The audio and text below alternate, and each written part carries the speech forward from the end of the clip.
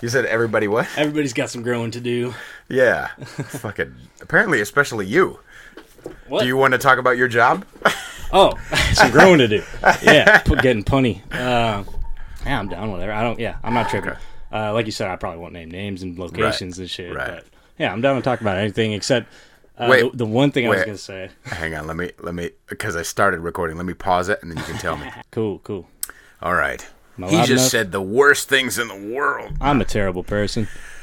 Thank you so much, DJ Yeller. Right on, man. No Riley, problem. for Thank coming you. on. I really appreciate you doing this. So you've been, I guess you've listened to a couple of episodes of mine.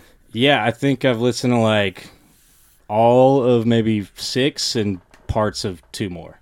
Oh, okay. So not a decent episode amount. 6. Yeah, Yeah. that's a whole lot. No, That's definitely more than I've listened like to. all of 6 different episodes, not just episode 6 or whatever. But I kind of bounced around, read little descriptions, Right. figured one might be more interesting than the other. yeah, and just testing the water, seeing what you're all about, you know. Right. Well, I definitely know there are some episodes. I was just talking with somebody else because there are some episodes that are like. Did you listen to the Bruce episode 10? The OG.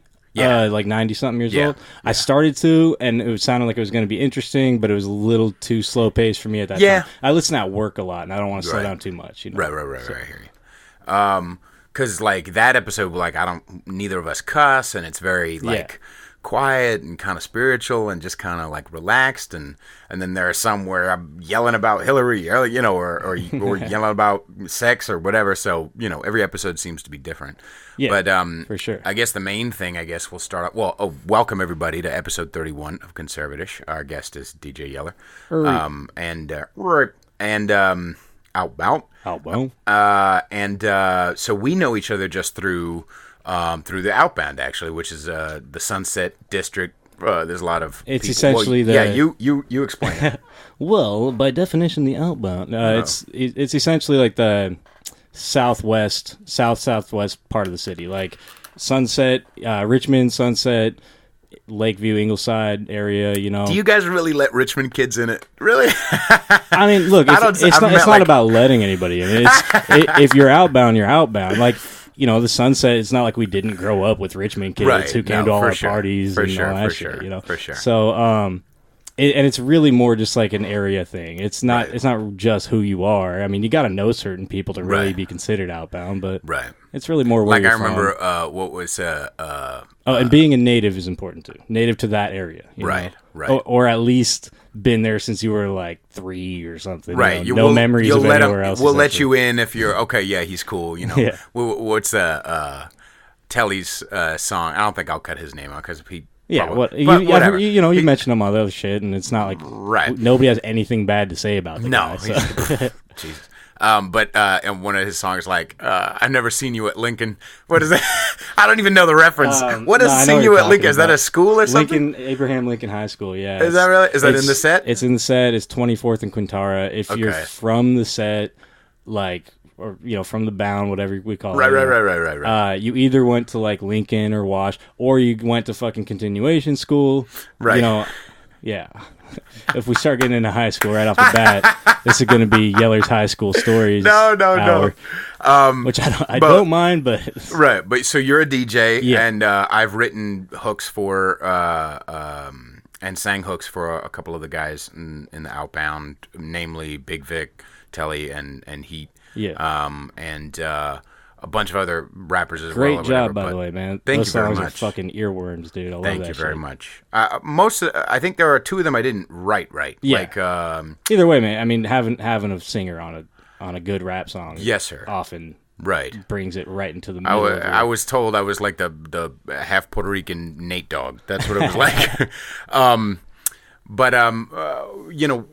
So, we kind of have seen each other at shows. Like there was that show at the what's that that work clothes store that's over on at Hardware. Yeah, at Hardware. Rest in peace, Hardware, man. They're gone. Yeah, there was a cool clothing shop and we did a show there. That's actually on YouTube. I forgot about that one, man. But I think wasn't that Telly's album release or somebody's album release. It was an album release for sure. Yeah, I think it must have been like 2014. Right? Was that like 4 years ago? God. Man, time flies. overlaps. Yeah, people from the set moved to fucking Arizona. Quote unquote people. Yeah, I mean, two people. How much shit do you give those boys?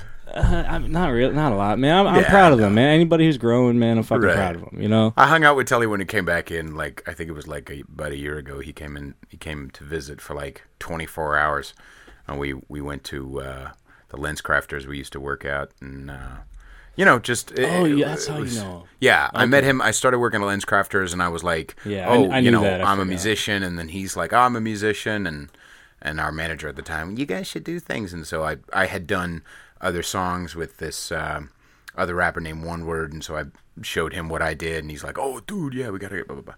So we made a bunch of songs, and then I've met you at shows and stuff. Yeah, but more recently.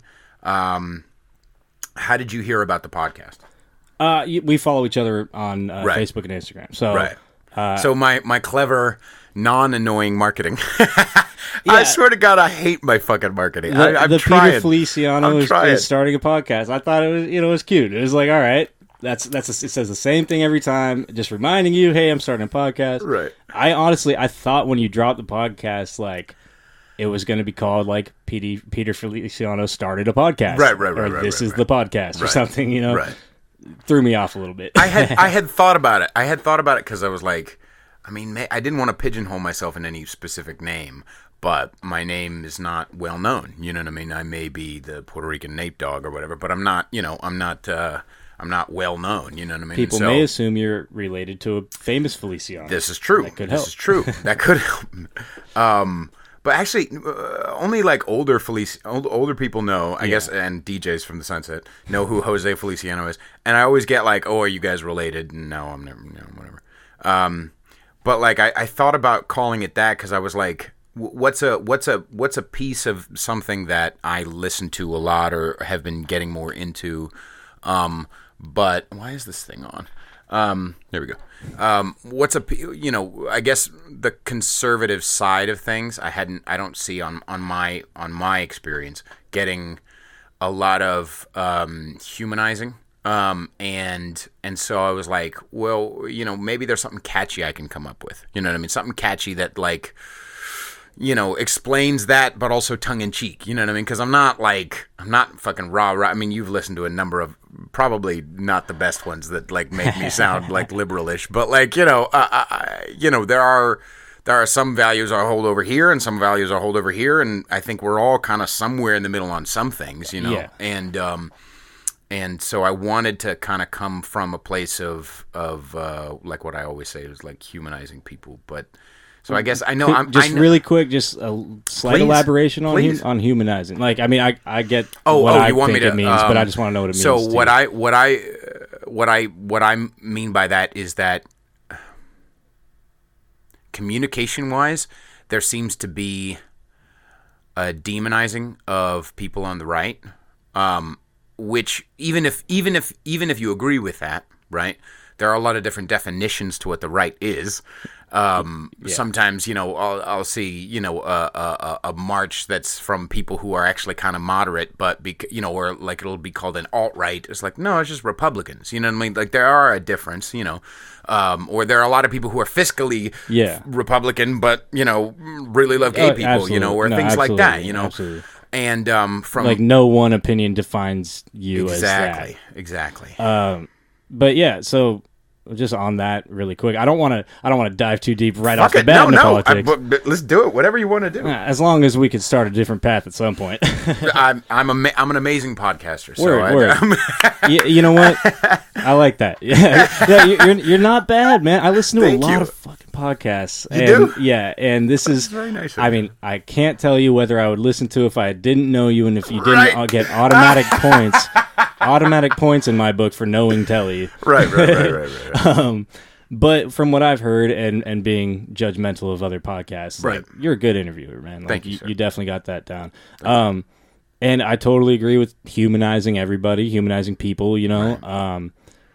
We could obviously you could have the conversation about extremes. Do you really want to humanize Hitler? Like, no, of course, right, shit right, like that. right. And I think everybody's genuine answer until they start taking things very literally and digging deeper than they even really believe just to dig deep. Right. Probably would say you don't want to really humanize Hitler because he's going to use that platform. Right. Well, and there is a difference between humanizing with and agreeing. Absolutely. With. You know what I mean? No, I've totally agree with that. Did you listen to the episode with my brother Will? The first one. I think that's the first one I started listening to, and we get real crazy. Yeah, I think there was something that was said that I just like turned it off. Was it the story of the scissors? It was my first, dip into anything that you really talked about because what I see on Facebook from you is mostly like controversial opinion Wednesday, and then it's like a semi-controversial opinion that's wouldn't be considered even political necessarily, or on one side of the political spectrum, right? It's just like, hey, let's fuck around and test these waters or whatever. But then I hear like it was something about like, it was just a quick generalization, and I'm good at that. Right. I do that a lot.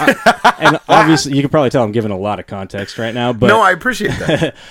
It was like a quick blurb from you, and my instant reaction was just like, I don't want to hear this. And then my next thought is like, I don't even know if he really believes that. Sometimes but right now, I don't care because I don't want to hear it. No, I hear you. I think you said like, you can't be a man in Berkeley unless you're black or gay.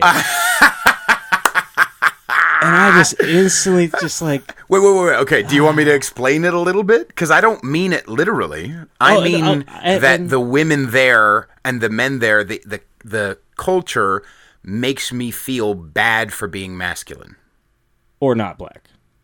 Unless you're black, is what I'm saying. Like, if you're black, then you could be a little gangster and not feel like the judgy eyes of the lesbians in Whole Foods. That's what I mean by that. Okay. By that, I mean...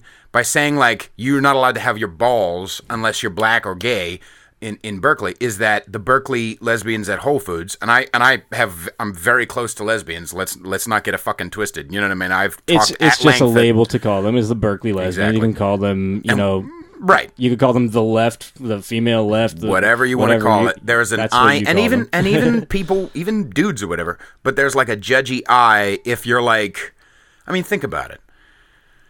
If you're wearing a football jersey, what's like the douchiest, maybe not douchiest, but like just straight up, just masculine, like what would you most likely see at a Whole Foods in Berkeley? Somebody with a Niners jersey or somebody with beads? Well, what would you most likely see at any Whole Foods anywhere? That's true. And I mean... and it is a generalization. And it's not just the generalization that bothers me. That only bothers me a little bit because a lot of people generalize. Believe me, bro, like, I've worked with kids for a long time. Right. I know a lot about people generalizing. Right. So that's not even really what bugs me. I think it's like, who's the fucking they? Like, who's the Berkeley that you're talking about? Because there's plenty of football jersey wearing Whole Foods shopping ass, Berkeley ass, berserkly ass, beat your ass, manly man motherfuckers out there. Whatever you want to call it. So, okay, all right. No, that's like, legit. That's legit. And even then, I sound all excited right now, but... Please, whatever. I don't even care that much that you feel that way. It's the fact that I'm listening to it and it's in my ears right now, and I'm like, why am I doing this? And you made the decision rather than to, yeah. Okay, so first things first. And I didn't write you off. Obviously I listened to more episodes and done deeper. Right. Yeah, and I'm here. Right. And... I feel, so here's what I mean by that. First things first, I don't carry it with me.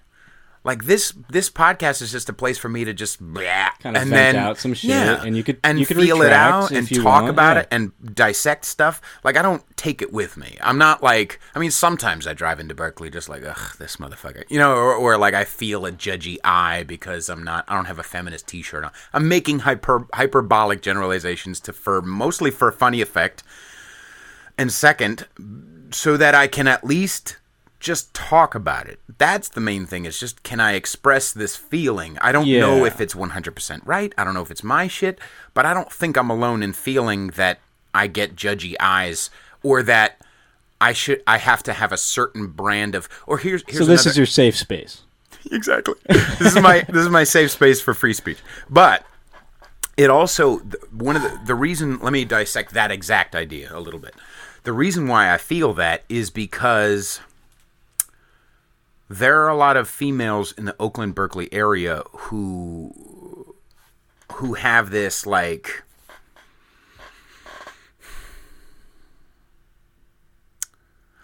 you ever spent time with a kid who I'm trying to bring up a I'm not good with analogies, but like have you ever spent time with a kid who's like being like, no, I'm not going to, and they're acting like all tough and stuff. Like I don't know what age you were, no, right? Absolutely, yeah. But like in reality, it's like, kid, like you're not, like I could push you over really easily, and not that I want to, but just like have, like they don't have the ability to see themselves, or like to, not even the toughness, just, God damn it, what am I trying to say? What I'm trying to say is, I get this feeling from social media, from Berkeley Whole Foods as an example, or when I go out to clubs there, or I go out to bars there. Like if I have this song called The Barely Legal Blonde Bitch, really right? quick, Yes, just sir. quick interjection. Social media and Whole Foods are probably not the best venues to be looking for certain types of people you're referring to. No, for sure. But they are a place that we all touch. Yeah, absolutely. Yeah, They are a place we all touch. Yeah. And if we all touch those places, we all have this feeling. It can't be all only me. It's not all my shit, you know. I mean, maybe it is, but, you know, I have spiritual practices in order to get, hopefully, rid of that shit. But, like, the feeling I get from that type of person is like, you know, or going to shows or whatever. I was standing in the line at the John Mouse show yesterday, and these people behind me were like, what were they saying? Oh, I really like this song by Rick James, but then he also was talking about, remember that, Give It To Me, Baby? Dude, was he talking about how it's basically about rape? But it's not basically about rape. No, I know that, but I love talking about this because it's hilarious to me. Two females who I guarantee one of them had their pants pulled up past her belly button. Like, see, again, that's just a joke. Of course it's a generalization, but we all know those females, right? Who can't just fucking enjoy Rick fucking James. Like, if this was a cartoon and you drew that character, it'd be Right. something relatable. I get it. And if you gave it the right voice and attitude, it would be like, Right. that's a stereotype, that's a generalization, but Right. it works for the cartoon. It works for the cartoon. It works for the dumb podcast. It works for my rant. Yeah, whatever. I get it. But like that type of person, I feel like you can't be just a boisterous, funny, like just kind of out there. Like you have to have. There's almost. Here's what it is. There is a social currency in being, in like tucking your balls back in Berkeley, in some Berkeley circles. Tucking your balls back. Proverbially tucking your balls back. To just like, I'm so sorry that I'm a man. I'm so sorry. There is a social currency. Maybe it's only in the college. Maybe it's only at the little Berkeley shows where there's a girl with a ukulele and everyone's just staring at her. Oh, isn't she amazing? Giving her more props than she fucking deserves. Like, I go into these places and it makes me, and I'm looking around just like, are we all just making believe we don't feel what we feel right now? Uh-huh. You know what I mean? I'm not saying she shouldn't play a ukulele. I'm not saying Rick James is a wonderful person. What I am saying is, can't we all just fit here? And in Oakland, more in Berkeley, what I mean about not being allowed to have balls is that, like, the white judgmental eye will be okay with black guys being masculine because they have their white guilt. And so they're like, okay, yeah, black guy I won't get mad at for, like, you know, whatever. But a white guy, you know, like, hollered at me, or a white guy, hit on me at the club, or, you know, it's like, there's a weird... I don't disagree with the sentiment and the idea you're putting out there. I'm trying to explain it. I'm not doing a very good job. Yeah, I mean, like, this is kind of what I was getting at when I said, like, there's a lack of tact, there's a lack of grace, there's ways like I'm really, and I don't expect you to be super, you know, tactical and graceful, but like, check it out, man. Like, yes, sir. To me, just a listener, or just like a dude that might be considered on like the other side of something you're on one side of. Like, there's a way to get me to take it in and actually hear what you're saying, right? rather than having to dig past this kind of, it feels like a wall of generalizations you're putting up. So, and I might even agree with you, but I almost can't tell because I feel like this passion behind you, or this victimhood of like I'm not trying to. But you feel how it sounds that way. You feel how it sounds that way, right? You're like, for sure. Like, how much does it affect you? How these specific ass types of people really feel about you on the social media or at the Whole Foods? I mean, it's a minor inconvenience throughout your day that happens regardless of who you are and what you do. I mean, the dude that tucks his balls back is dealing with it on the other end too. So. But who's going to help him not tuck his balls? But why does he need help? Why does that affect you? But he has balls and I do too, and I've tucked my balls before. I know how it feels to tuck my balls, proverbially. Okay, I was like, you know what I mean? Like, we've all done it. We've all done the like, I'd fuck me move. We've all looked in the mirror. Come on now. We were all little kids once. I've made believe I didn't want things in relationships with females that I actually wanted. I've made believe I've shut up. Not even with females only, but like I've had points in my life where I lied to myself. But you think they're lying and to I didn't to tell themselves. the truth. You think they're lying to themselves because you don't see it the same way they do. Is that what it is? I mean, I don't want to just accuse you of that, but I don't. That's what it sounds like, dog. Like, you feel me? Well, what if I'm 40% right? Even if I'm 60% wrong. Well, prove it, and I can't prove it on my end either. But I'm not out in the streets. I'm not affecting their life. Okay, but I'm just saying it on a podcast. I feel like this is a place for me to provide a place for to talk dudes about it. To talk about it. Okay. To just be like, hey, here's this feeling I feel. Like stand-up. That's what stand-up is. Here's this feeling. Right? That's why observational humor is funny. Because, hey, have you ever noticed? And people are like, yeah, I have noticed, but I haven't. Yeah, is it like, what's the stupid thing on the shampoo? Oh, rinse, like I've never, why are there directions on here?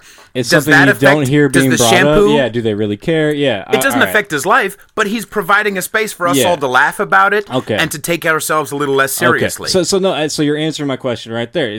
My question was, do you really feel this way? Or is this just something you're saying to, I guess, start a conversation? And if that's what it is, it depends on the topic. I feel that for sure. But I guess with this specific topic, like, do you like what? That's why I'm kind of pressing. You know, like, please do. I don't care if you actually care, but I'm still pressing it just the same way you're pressing back a little. Do it. So, like, and I don't even know if we disagree yet. Right. So, like I said, I mostly disagreed with how you said it. Right. Like, for sure.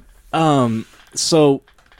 It's easy to disagree with how I say shit. Look, I'm a fucking foul-ass motherfucker. Just, I mean, not even off topic, but I love figuring out why somebody has a stance on something. Sure. And, like, I don't even really, at the end of the day, care. Especially with something as little as a quick blurb you said on the first episode I ever fucking listened to. Right. You know, and it's none of it really matters. And I think you know that and can agree with that. And that's the fucking point of this whole... When it comes down to it mattering so much that we have to shut down speech, I fucking cannot stand by that shit.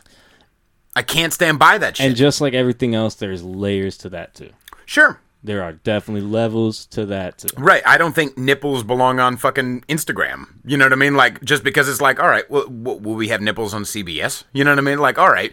So there's a difference between free speech. Or it could be an option and there's a middle ground. You could be the prove you're 18 and up or whatever. Right. You know? Like, my stupid ass should not be on CBS. No fucking way. And you know a 12-year-old shouldn't be on Instagram looking at Instagram models with their nipples out. You know, like... Right. And they do get censored sometimes, right. But and they're gonna be able to find it anyway. They're gonna find it regardless. But that's such a commonly used. That's a very it's in everybody's pocket. Everybody has it. Right. So anyway, just I wanted to pick your brain on certain things. Please. Obviously, that's the first one, and that as long as we can agree that you might say you give a fuck here. But you don't really. It's not like it's something you wake up thinking about. It doesn't keep you up at night. No, it doesn't keep me up at night. That other people live in a way that you don't understand or don't or think is wrong, and that you think you might be right that it's wrong, but you can't. Not wrong. Really prove not it. wrong. Not wrong. Wrong is a weird word. Okay. There. All right. Dishonest. Okay. Yeah. Okay. You said lying to themselves. Not that they're wrong about what they're doing or what they're doing is wrong. Not only lying to themselves. There are dudes, and I've said this on the podcast as well, but there are dudes who will hit on a female by going, hey, baby, what's up, blah, blah, blah. Now, they may be a little douchey, but at least they're up front.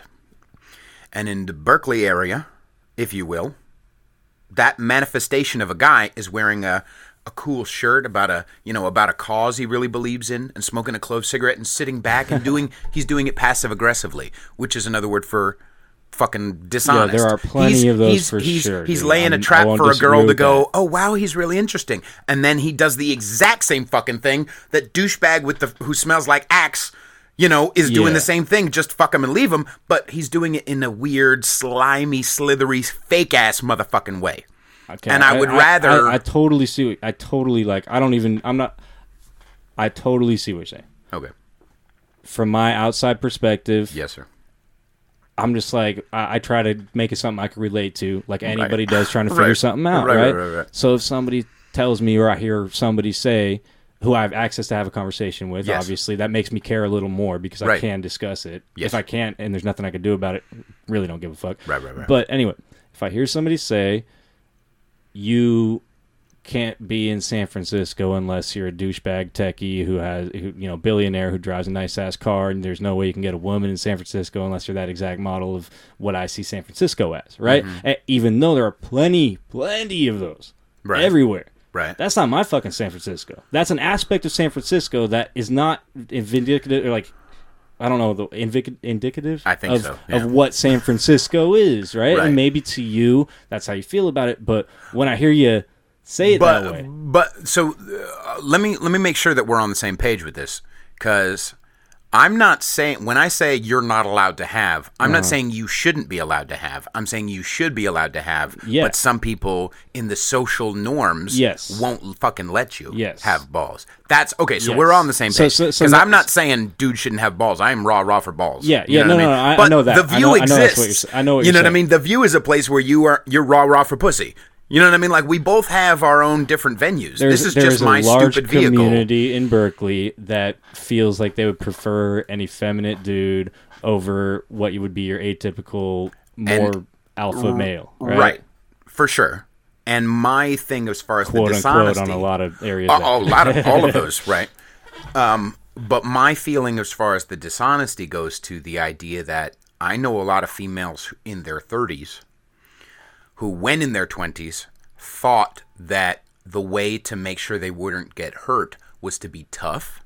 The way to make sure they weren't hurt was to go to be with the weaker dudes. Mm-hmm. And then all of a sudden, they're in their 30s, single again, just like, I'm not attracted to any of these motherfuckers. Suddenly, there's this weird, strong motherfucker who I shouldn't on paper, but he's like Jason Momoa type of shit. You know what I mean? Where, like, all of a sudden, I'm attracted to what I'm attracted to. Yeah. But I'm 30. I have 10 years of, and it's good, whatever. But like, you know what I'm saying? So I'm not saying it's everybody's experience. You've absolutely got valid points, and I am nobody to tell somebody that their truth is untrue. Sure. Especially if it's based off of personal experience and they actually feel some type of way about it. Like I said, it's hard to have conversations about that when what I'm hearing is absolutes.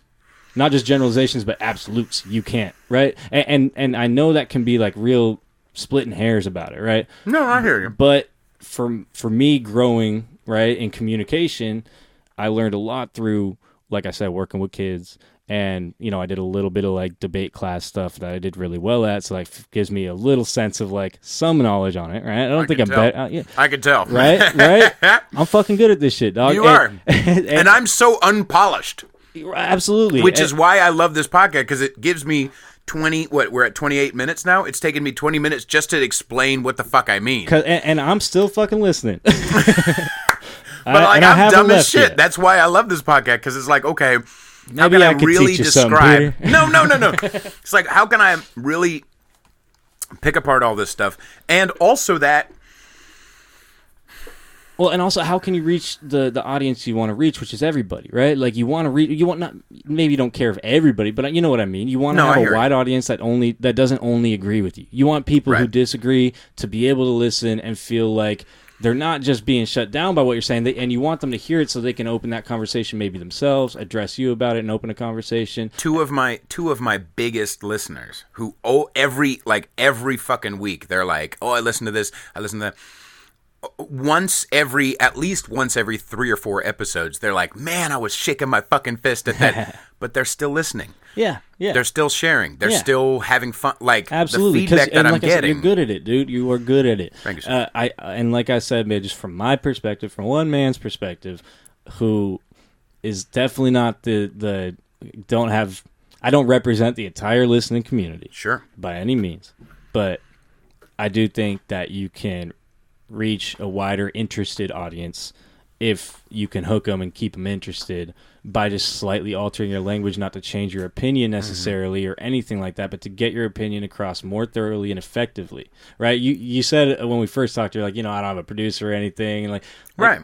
A producer might give you similar advice. Might. I'm not saying I'm a producer or whatever, but a different kind. But I like being a little abrasive or a little sloppy, abrasive, hyperbolic, blah blah blah. And you could do all that with just a slight tweak. Being you could still say okay. But what about the times where I have been generalizing and hyperbolic on something that you agreed with? Honestly, that was another thing. I haven't heard it yet, bro. I really haven't. I mean, okay. But you've heard things you agree with. Okay. Oh, not politically. I haven't heard it politically. Okay. We agree on a lot of shit. We like a lot of the same comedians. Okay. I like your style of humor sometimes, like right. A lot of the time, like I really, like I dig a lot of your style, man. But like, yeah, there's plenty we do agree with. But when it gets to a lot of this political stuff, I personally, I haven't listened to every episode. I've read some other titles and kind of ignored them or checked them down. That's fine. But it's seems to be with a lot of the political-based episodes. Right, but I'm not saying political. I'm saying put the political aside. Yeah. Have there been things that I am, because I'm a sometimes that you've been hyperbolic about and generalizing about that I agree with. Yes. Okay. Yes, there have been. So when do we get to pick and choose that? Yeah, absolutely. And I definitely don't want to do that. Right? But I'm guilty of it too. But I still think even with that stuff, the people that disagree with you and I could benefit from hearing what you and I would have to say if we say something along the lines of, even I feel right before, because you took 20 minutes to extrapolate how you felt, but if you just say, from my experience, or I feel, which you do a lot, but at certain key moments that I think could really shut a listener off, sure, and get them to go to another podcast, sure, it could benefit.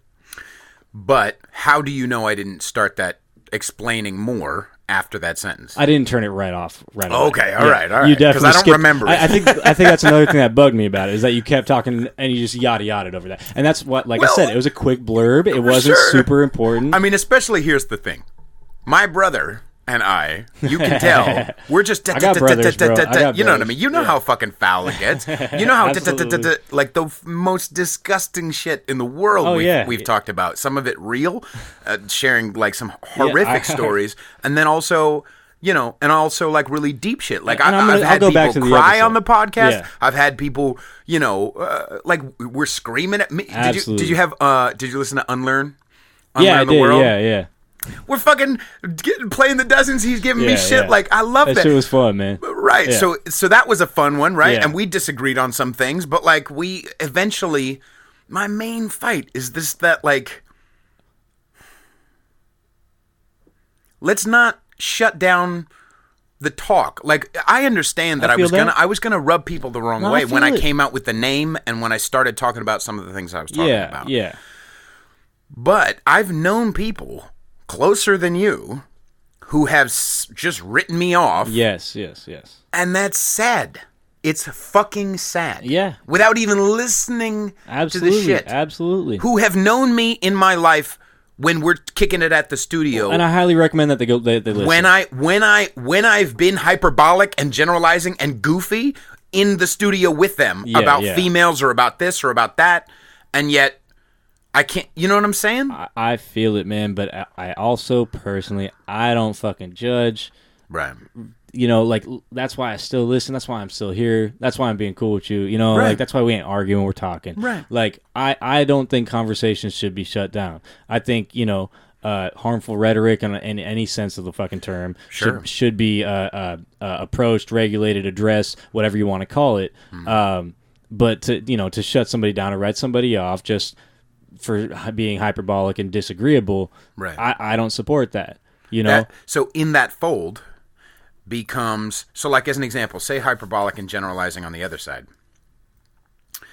Well, really, calling the other side, this side, that side. That's just bothersome. Like, talk to me. It's just like, man, like you're conservative. You don't like to be on one side. You lean a little some way. You lean a little another way. But right. you say this side. It's just. But that's nitpicking or whatever. Here's why one of the reasons, like I was saying, one of the reasons why I call it conservative is because in my world, because for years I've hung out, in the Sunset, and I've been friends with a lot of hip hop people and a lot of Bay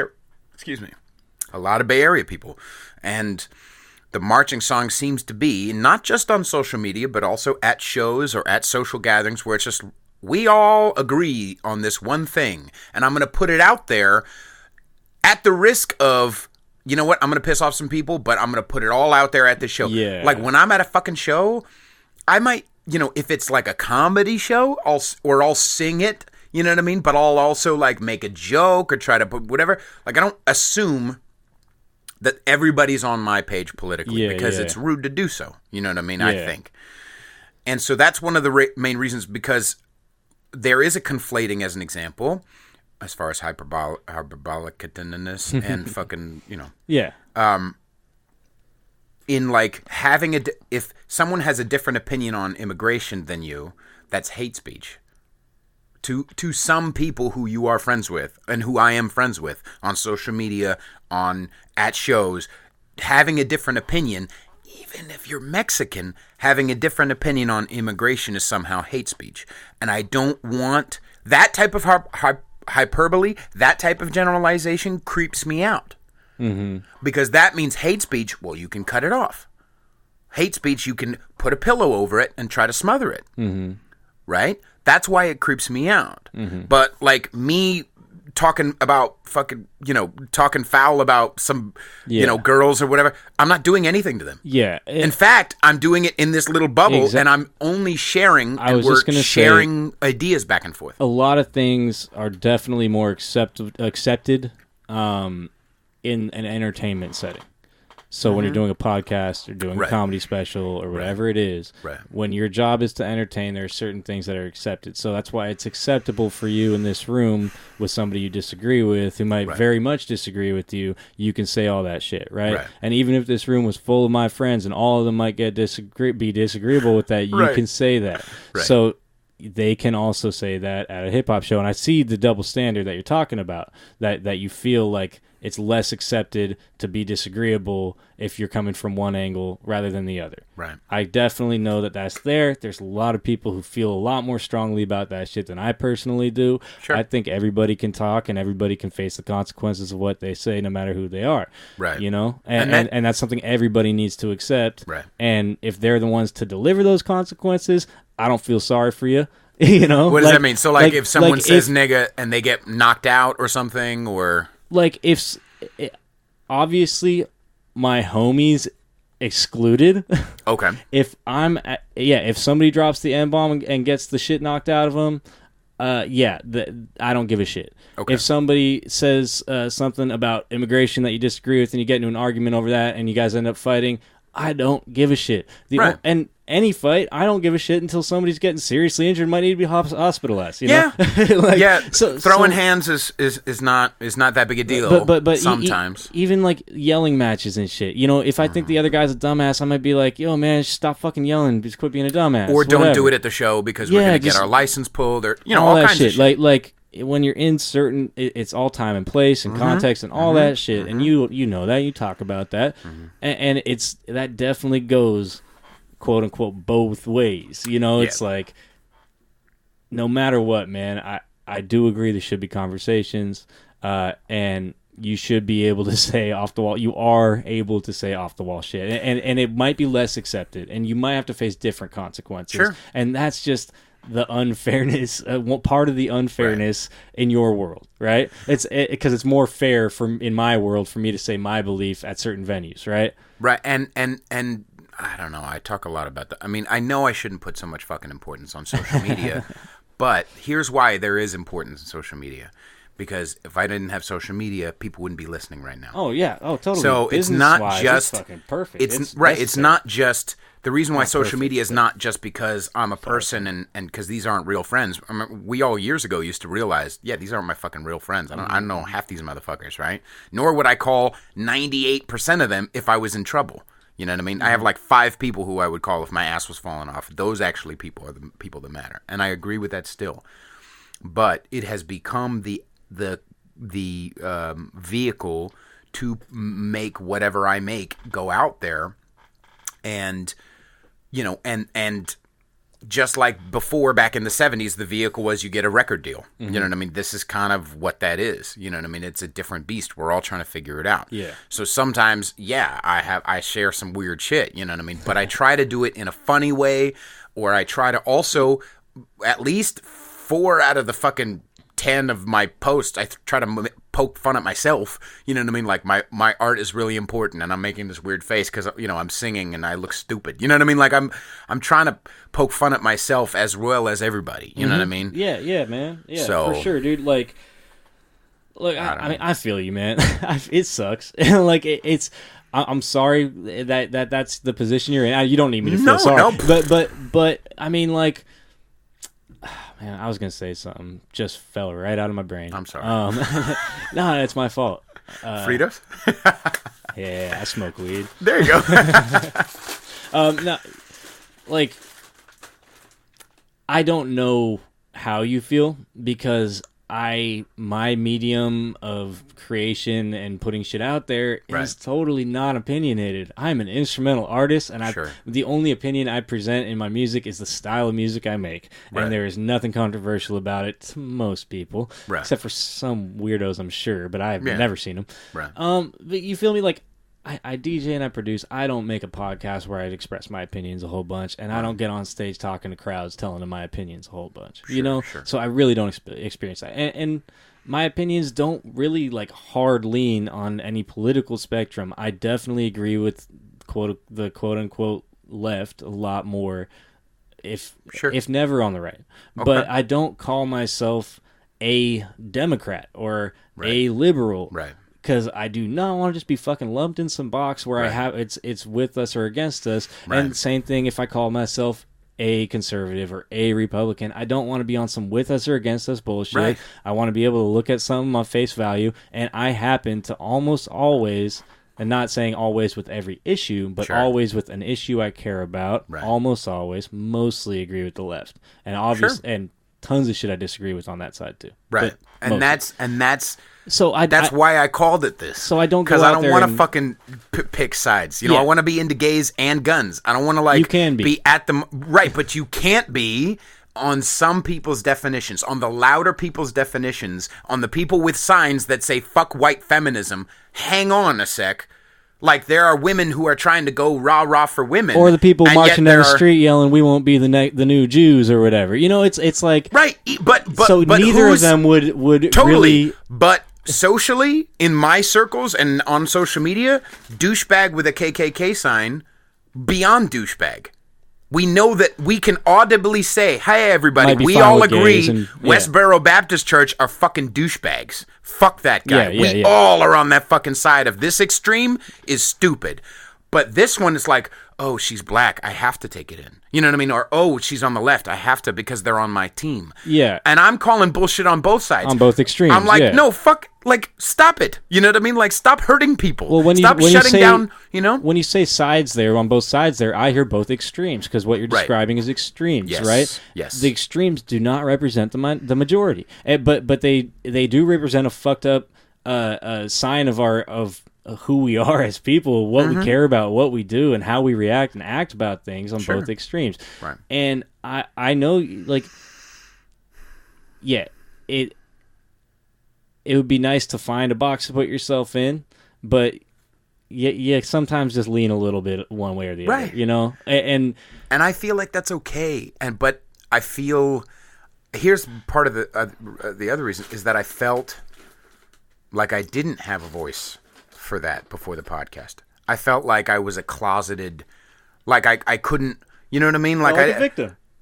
I mean, like, that's what I'm... Okay. That's what I hear. But okay. Not that that's a bad thing at all. I'm just using that No, term I'm not a victim. But here's what I'm saying.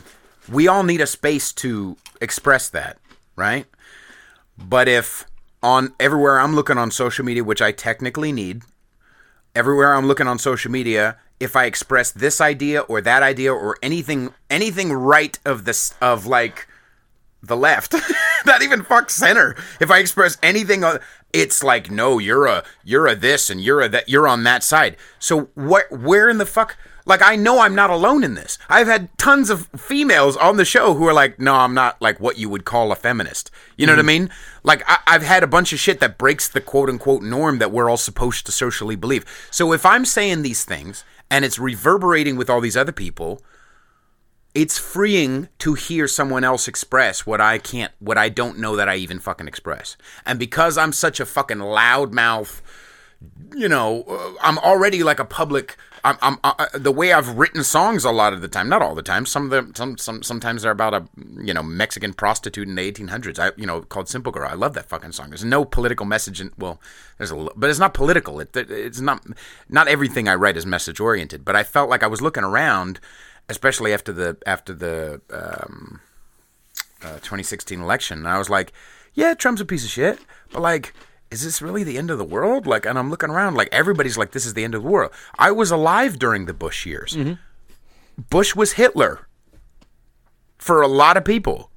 Bush was the end of the world. War crimes, blah, blah, blah. Yeah. So I'm like, wait a second. I also remember leaving Safeway and seeing pictures of Obama with a Hitler mustache. Exactly. So I'm like, can we just calm the fuck down a little bit? But I didn't have anywhere where in my social circles...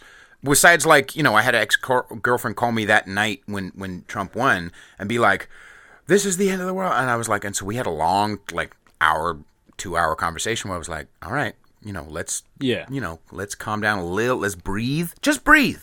That's all I want. Just a glass of fucking, just a smidge of fucking breathe. That's all. Hey, man. Because we've been here before. Yeah, and if that's how you feel, man, like, shit, like, it seems like you're expanding your friend circle and your social circle by having this podcast and having those people on here and having people to agree with and talk about the shit with that you feel more comfortable talking about it with and you feel less judged because it's in a different venue than the ones that you're used to being judged at. Dude, that's dope. That's fucking dope. But I also know that the people that I know from the hip hop scene, they're not all rah-rah with that, with everything. You just said it yourself. Yeah, you're totally a leftist as much as you can in a lot of different ways, but you don't agree with everything. You're fucking allowed to, and that's the point of this whole thing. You're allowed to disagree. And I hope, and I think, just being optimistic, that some of them will come on here and have similar conversations, man. Yeah. And I would love to hear more of that, because when I hear your podcast, and sounds like this is not intended, when I hear the podcast and I hear these people that you agree with on here, or like whenever I feel like whenever I have heard you talk about politics on the show, sure, it's usually it's naturally going to be with somebody who has a political identity or a political stance on something. Sure. Usually, from everything I've heard so far, it's been on the right. Sure. And to me, it turns into an echo chamber effect, and that wasn't fun for me to hear, right? So I'm sitting there, like, and I listened to those full episodes, right? And there was aspects. Which ones? I listened to both the Proud Boy ones. Okay. I listened to the start of the MAGA James Dean guy.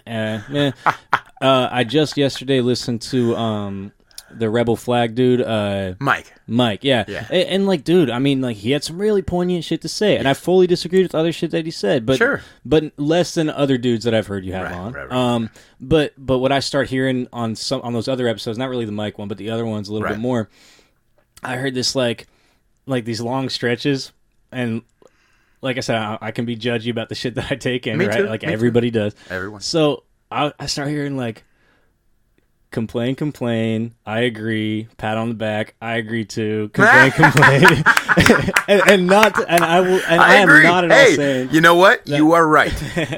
You are right. So when I say, like, there's some growing to do in the podcast, it's like, man, the more guests, the better. Sure. The more people on whatever other side of whatever discussion you're having. Like, I would love to hear that episode and then listen to another episode where I hear you argue another aspect of something else on the quote-unquote other side. You know, well, yeah, but I mean, like I said, I mean, maybe my brothers is a bad one to start off with, but also, like, the Jerry from the Proud Boys episodes are not good ones to start off with. Yeah. You know what I mean? Yeah. Well, and I heard it's the Good catchy Girl, enough and I to heard do the that. Okay, so and I heard the Mean Mike or whatever the dude's name was, the Angry Matt or Angry Dave or Mean whatever. Dave. Mean Dave. Yeah. Yeah.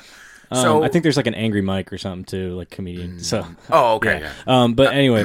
So like some of those we don't get political at all. But that's the thing is that when you get political, it's on the right. When you don't get political, it's not. It's, part of or this. when you're with somebody on the left, I don't hear get all political. Right. That's true. You all know? right. So I will address that. So I think you're right, but I also think there's maybe not.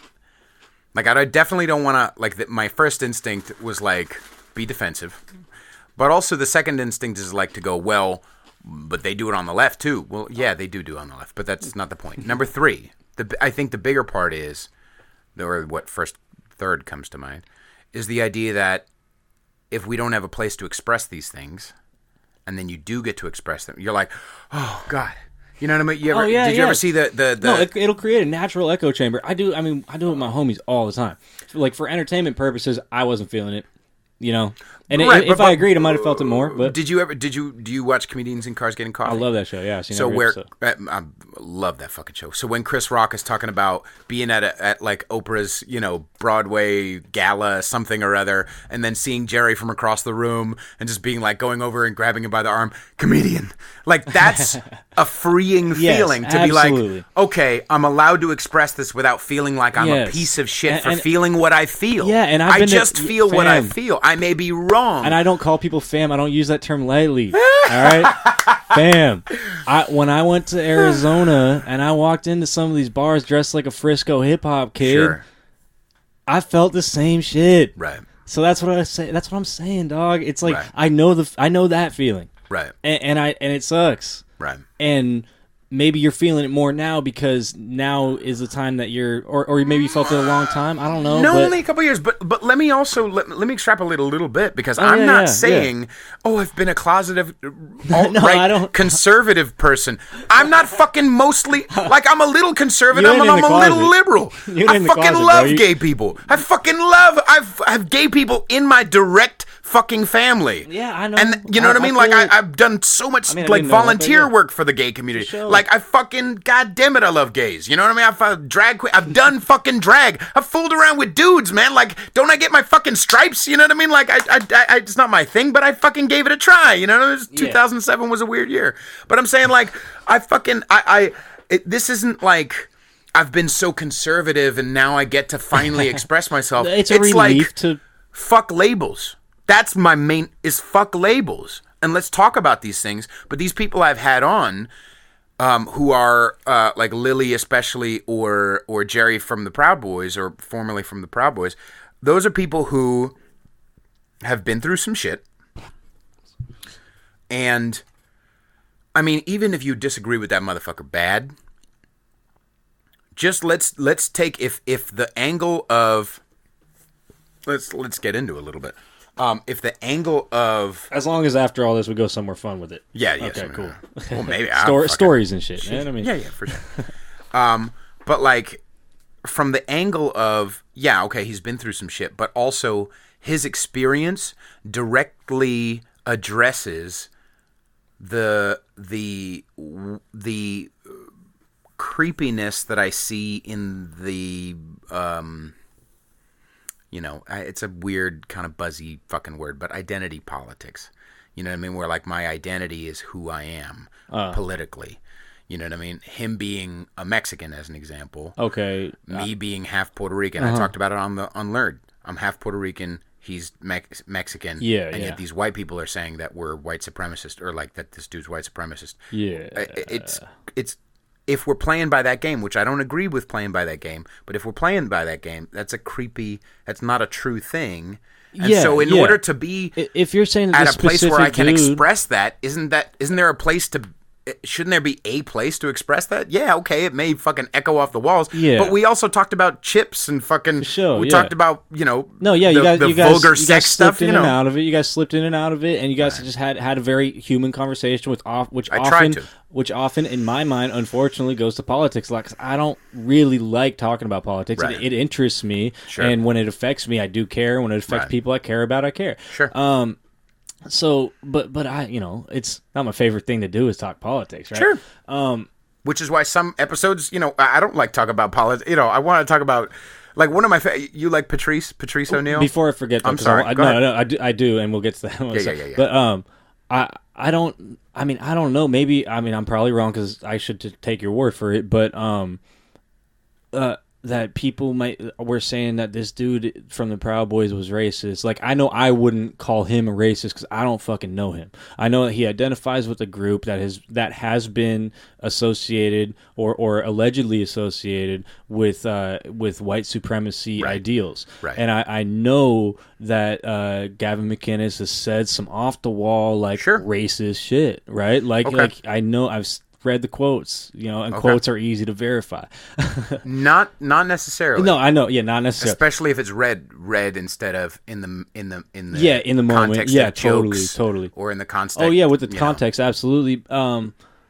But like I've also heard reports from people that knew him or whatever that said that, oh yeah, we went out drinking and all he talked about was the racial hierarchy of intelligence, and I didn't see him that way, and I defended him, and then I heard that and I'm like, dude, I don't know, you seem like a fucking racist to me, and to those anecdotal experiences, yada yada, but that's what I know, and I have not done a lot of research on this shit, so I by no means can really even argue anything about them, and I listened to the episode, and the dude himself doesn't sound like a racist.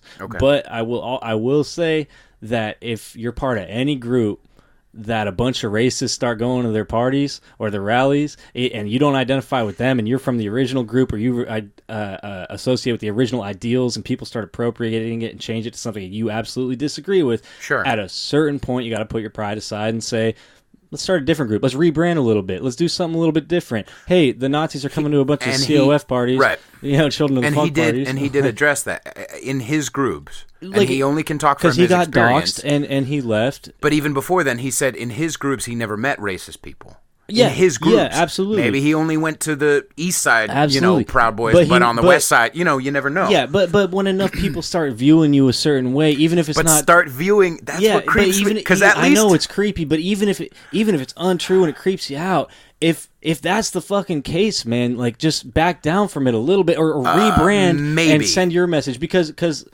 He also talked about the fact that there are sometimes, and were and have been and will be, white supremacist motherfuckers that don't identify as Proud Boys at Proud Boys rallies on the Proud Boys sides, patting them on the back. Even if the Proud Boys are saying fuck you, if you're getting pats on the back from a Nazi and saying good job, I agree with you, first of all, maybe you got to look yourself in the mirror or take a deeper dive into how you express your politics or whatever. And maybe you should find a new boys club to join, bro, just to be a little harsh about it. Like, no, for sure. Join the Elk fucking Lodge, join the Clampers, a different drinking group where you could talk about man shit, be a man, rather than this one that some dude started, like that you don't even know. And but it did have a little political angle to it. The Eagles or don't have a political, and when you feel like you feel, but don't have a place to express it except for the voting find one, and not just you don't have a place to express it. Everywhere you look, there's this is another point. It's not just, I didn't have a place to express it. I feel villainized for some of the shit that I feel like, but I talk to one-on-one basis, and we're like, we both agree. Like I haven't met one in person who I disagree with vocally, and yet we all just make believe no, I agree with that. Sure, It's at the media level, right? So that's one thing. Here's why I feel like it's a little dangerous to shift based on what a lot of people agree with. Now, first things first, I have to fucking give you big ass fucking respect because you said allegedly. I appreciate that very much. I mean, I don't, because a lot of motherfuckers, bro. There might be proof, but I don't know shit. You have humility. That's fucking rare, is what I'm saying. I'm not saying I have humility, but many times I hope people hear me when I say I don't know what the fuck I'm talking about. And it sucks to be wrong. So I might, I might be fully wrong. Like, they might be right. For all I fucking know, right. And I don't need you to explain to me whether or not this is true, but for all I fucking know, there is blatant fucking proof right there that I could fucking find in minutes from a reliable fucking source. Sure. Could be videos of fucking hate crimes and shit. I don't fucking know, man. And partially because fucking getting involved in politics, for what I see for the majority of the people, is probably fucking bad for them, man. Right, it's so much negativity, dude. It really fucking and like is.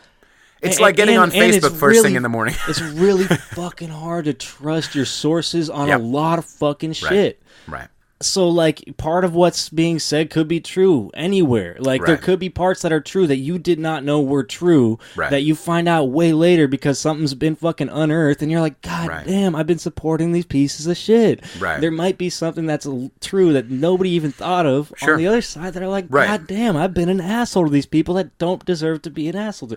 So, I don't know enough about it, man. Right. But what I'm saying is, first things first, I genuinely appreciate that, because there are people, like I talked about earlier, who just saw the title and just assumed that I was giving a platform. Like, I had somebody say, like, but that's I should change my podcast to alt-right-ish instead of conservative-ish.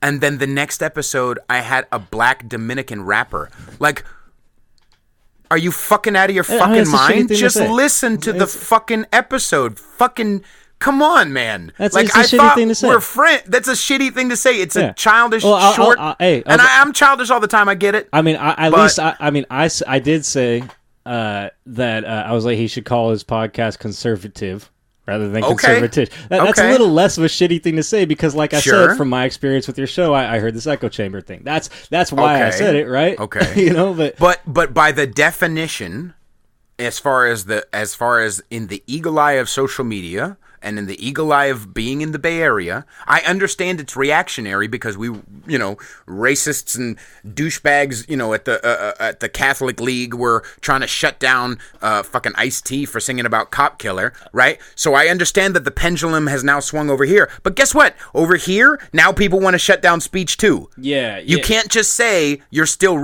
so I get the pendulum, but, and I think I'm obviously don't know I'm just a million different topics. This is a good conversation. But first things first, I just wanted to say I appreciate your humility enough to go, I don't know. Because I knew I would run into it, and I also need to be careful with my ego, thinking that everybody needs to love me all the time. Because that's not fucking true. Well, and a few people ruin it for everybody on both sides. True. Like Antifa makes a lot of people on the quote, whatever fucking right, just for the lack of a better term, left and right, I'll go with it. All right, fuck, I don't like it, but I'll do it. Yeah. But the Antifa. Look at that hyperbole and generalization. I know, man. I feel sorry for anybody who just skipped to the 25-minute mark or whatever the fuck. Dude, actually, we're an hour in. Oh, shit. It's a political fucking episode. Damn it. I'm not the guy, man. You need a more political dude. No. Anyway, look, man.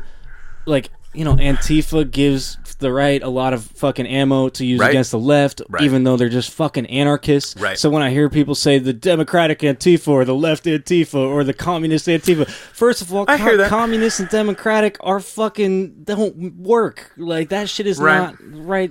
Yeah. They are their own thing. And they're full of tons of different people who probably disagree on more than they fucking know. Mm-hmm. And it's exaggerated, it's extreme, it's not something I fucking agree with. And people who label me left, which people can do, they have the freedom to fucking do, and they're more right than labeling me right. So go for it. They, a few Antifa can ruin it for me if I want to have a peaceful protest or attend a peaceful protest or even observe a fucking protest at all, right? And just the same way as fucking assholes on the other side just make everybody assholes. Right. So it's when you're part of one of those, and I feel you, there's definitely a lot more going against the right. Right. Now, whatever the definition of the right may be. Exactly. Whatever that person defines the right as. Because people on the left don't agree on what's the right, and people on the left don't agree on what's the left. No. Just like with the fucking right. Just like with the fucking Proud Boys. The Mexican dude who's in the Proud Boys who doesn't feel like he agrees with any of the shit he's accused of agreeing with or believing. And his sect of the Proud Boys, because it is a worldwide organization, and when you got a big enough organization, assholes are going to start ruining it, right? Mm-hmm, mm-hmm. So that's why I keep a tight-knit group of friends, because I don't want to be lumped in with some assholes. Right. Couple of friends and an NPC. COF, bro. Oh, really? Do you really?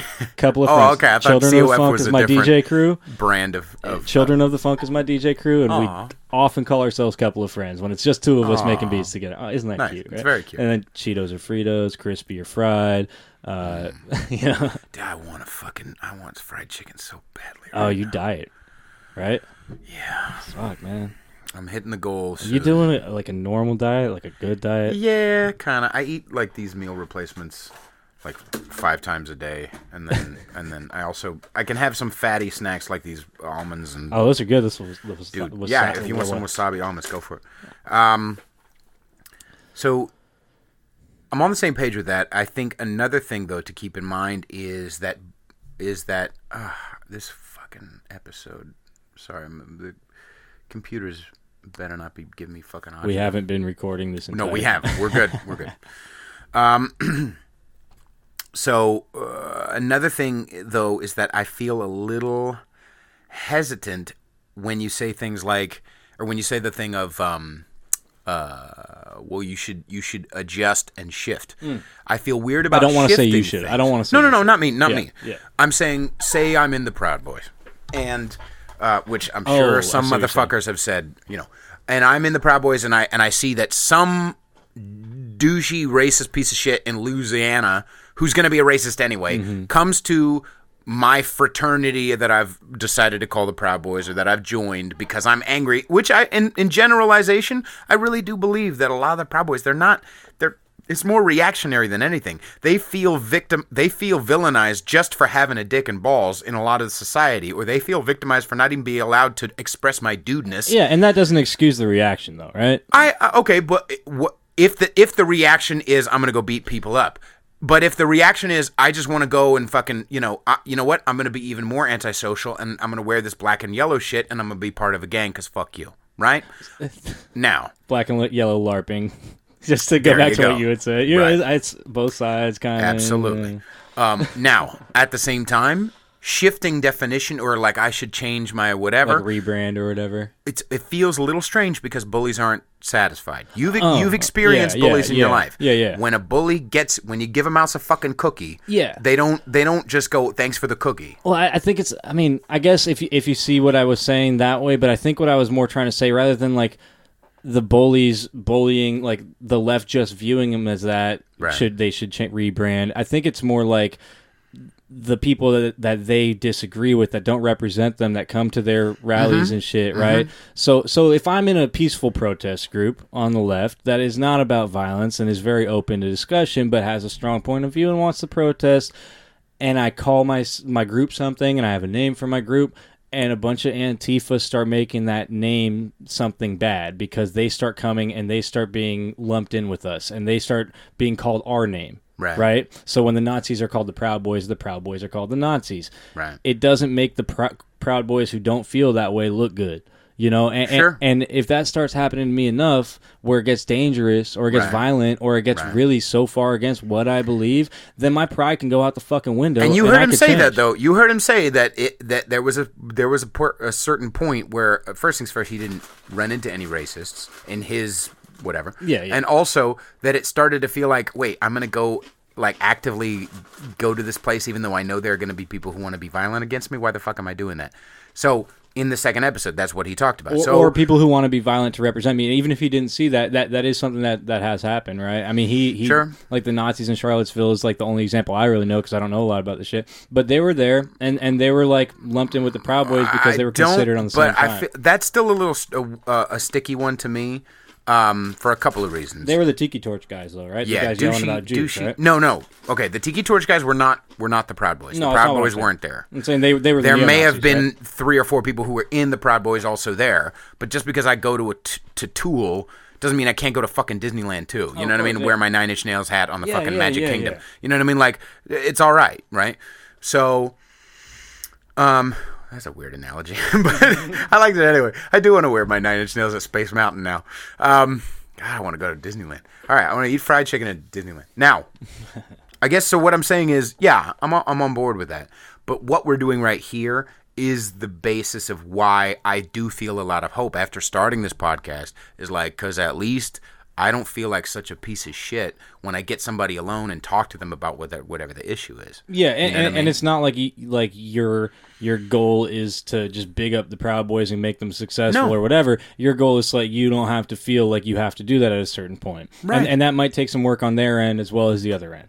Right. Can we agree on that? That wait. Say no, like in order to make it so like you don't have to have this argument anymore where people stop viewing each other in a certain fucking way or stop being misrepresented, let's just say, then you can just you'll just drop it because it's done. That's a win for everybody, right? Like once you don't feel it for you, if you don't feel like you have to defend this group that you are not a part of, but you agree with some values or whatever. A couple, some. And here's the other thing too. I listen to Joe Rogan a lot. There are some people, like there was one episode a couple of days ago where it's like, oh, these guys, this doctor talks about the future of robotics. I don't. Nope, sorry, not gonna listen to that one. You know what I mean? But like, oh shit, Dave Attell's on, fucking, oh wow, yeah. So it's like, there are gonna be some episodes, and I don't expect everybody to just rah for everything. A couple of you fucking nut jobs are just like raw. I don't know what the fuck's wrong with you. They just love me so much that you need to listen to every episode. But I don't expect everybody to, but like I'm gonna keep pumping out content, and I also know that some, if I had a magician on, you know what I mean, like, it's gonna be a lot about magic, you know what I mean, I understand that, so and back to my point about like, dude, it might not be exactly how you see it, and you might find that out if some more people that identify as like a left-wing politically minded dude or woman, whatever, just comes in here and talks to you. And I would like to hear more of that. Okay. And not listen like, to episode 15. There was a gal named Kim. Okay. We talk about. Yeah, I'll check that one out. Yeah, for sure. But there's still like the ratio is skewed, and I would like to see it skewed differently. And I do not think that's intentional in any way. I think it's probably might be harder to get people who aren't conservative to be on a conservative show just because the majority of the title has conserva in it. Well, third episode in was Pollo Del Mar, the drag queen. Yeah, I didn't listen to that one. She's not fucking. But do you guys address politics? That's what I'm saying. Like but as but much as you do on the right. But here's she as an identify example as like a left wing. She's fucking left. Absolutely, she's a goddamn drag queen, right? But like here's Proud Boy is in a political group, right? So here's where in that podcast, in that episode 3, that conservative helped. Or my conservative values, if you will, kind of. The ish part. Here's where the conservative part, actually, of the conservative helped in the Pollo Del Mar episode. Because we talked for like 2.5 hours. And mostly it was about her experience with growing up gay and stories drugs and stories and shit. But at a certain point, we talked about weirdness and political correctness, where she was at a show talking about making jokes. She's the MC of the show. Her job, they are not paying her, but they hire, because it was a charity show.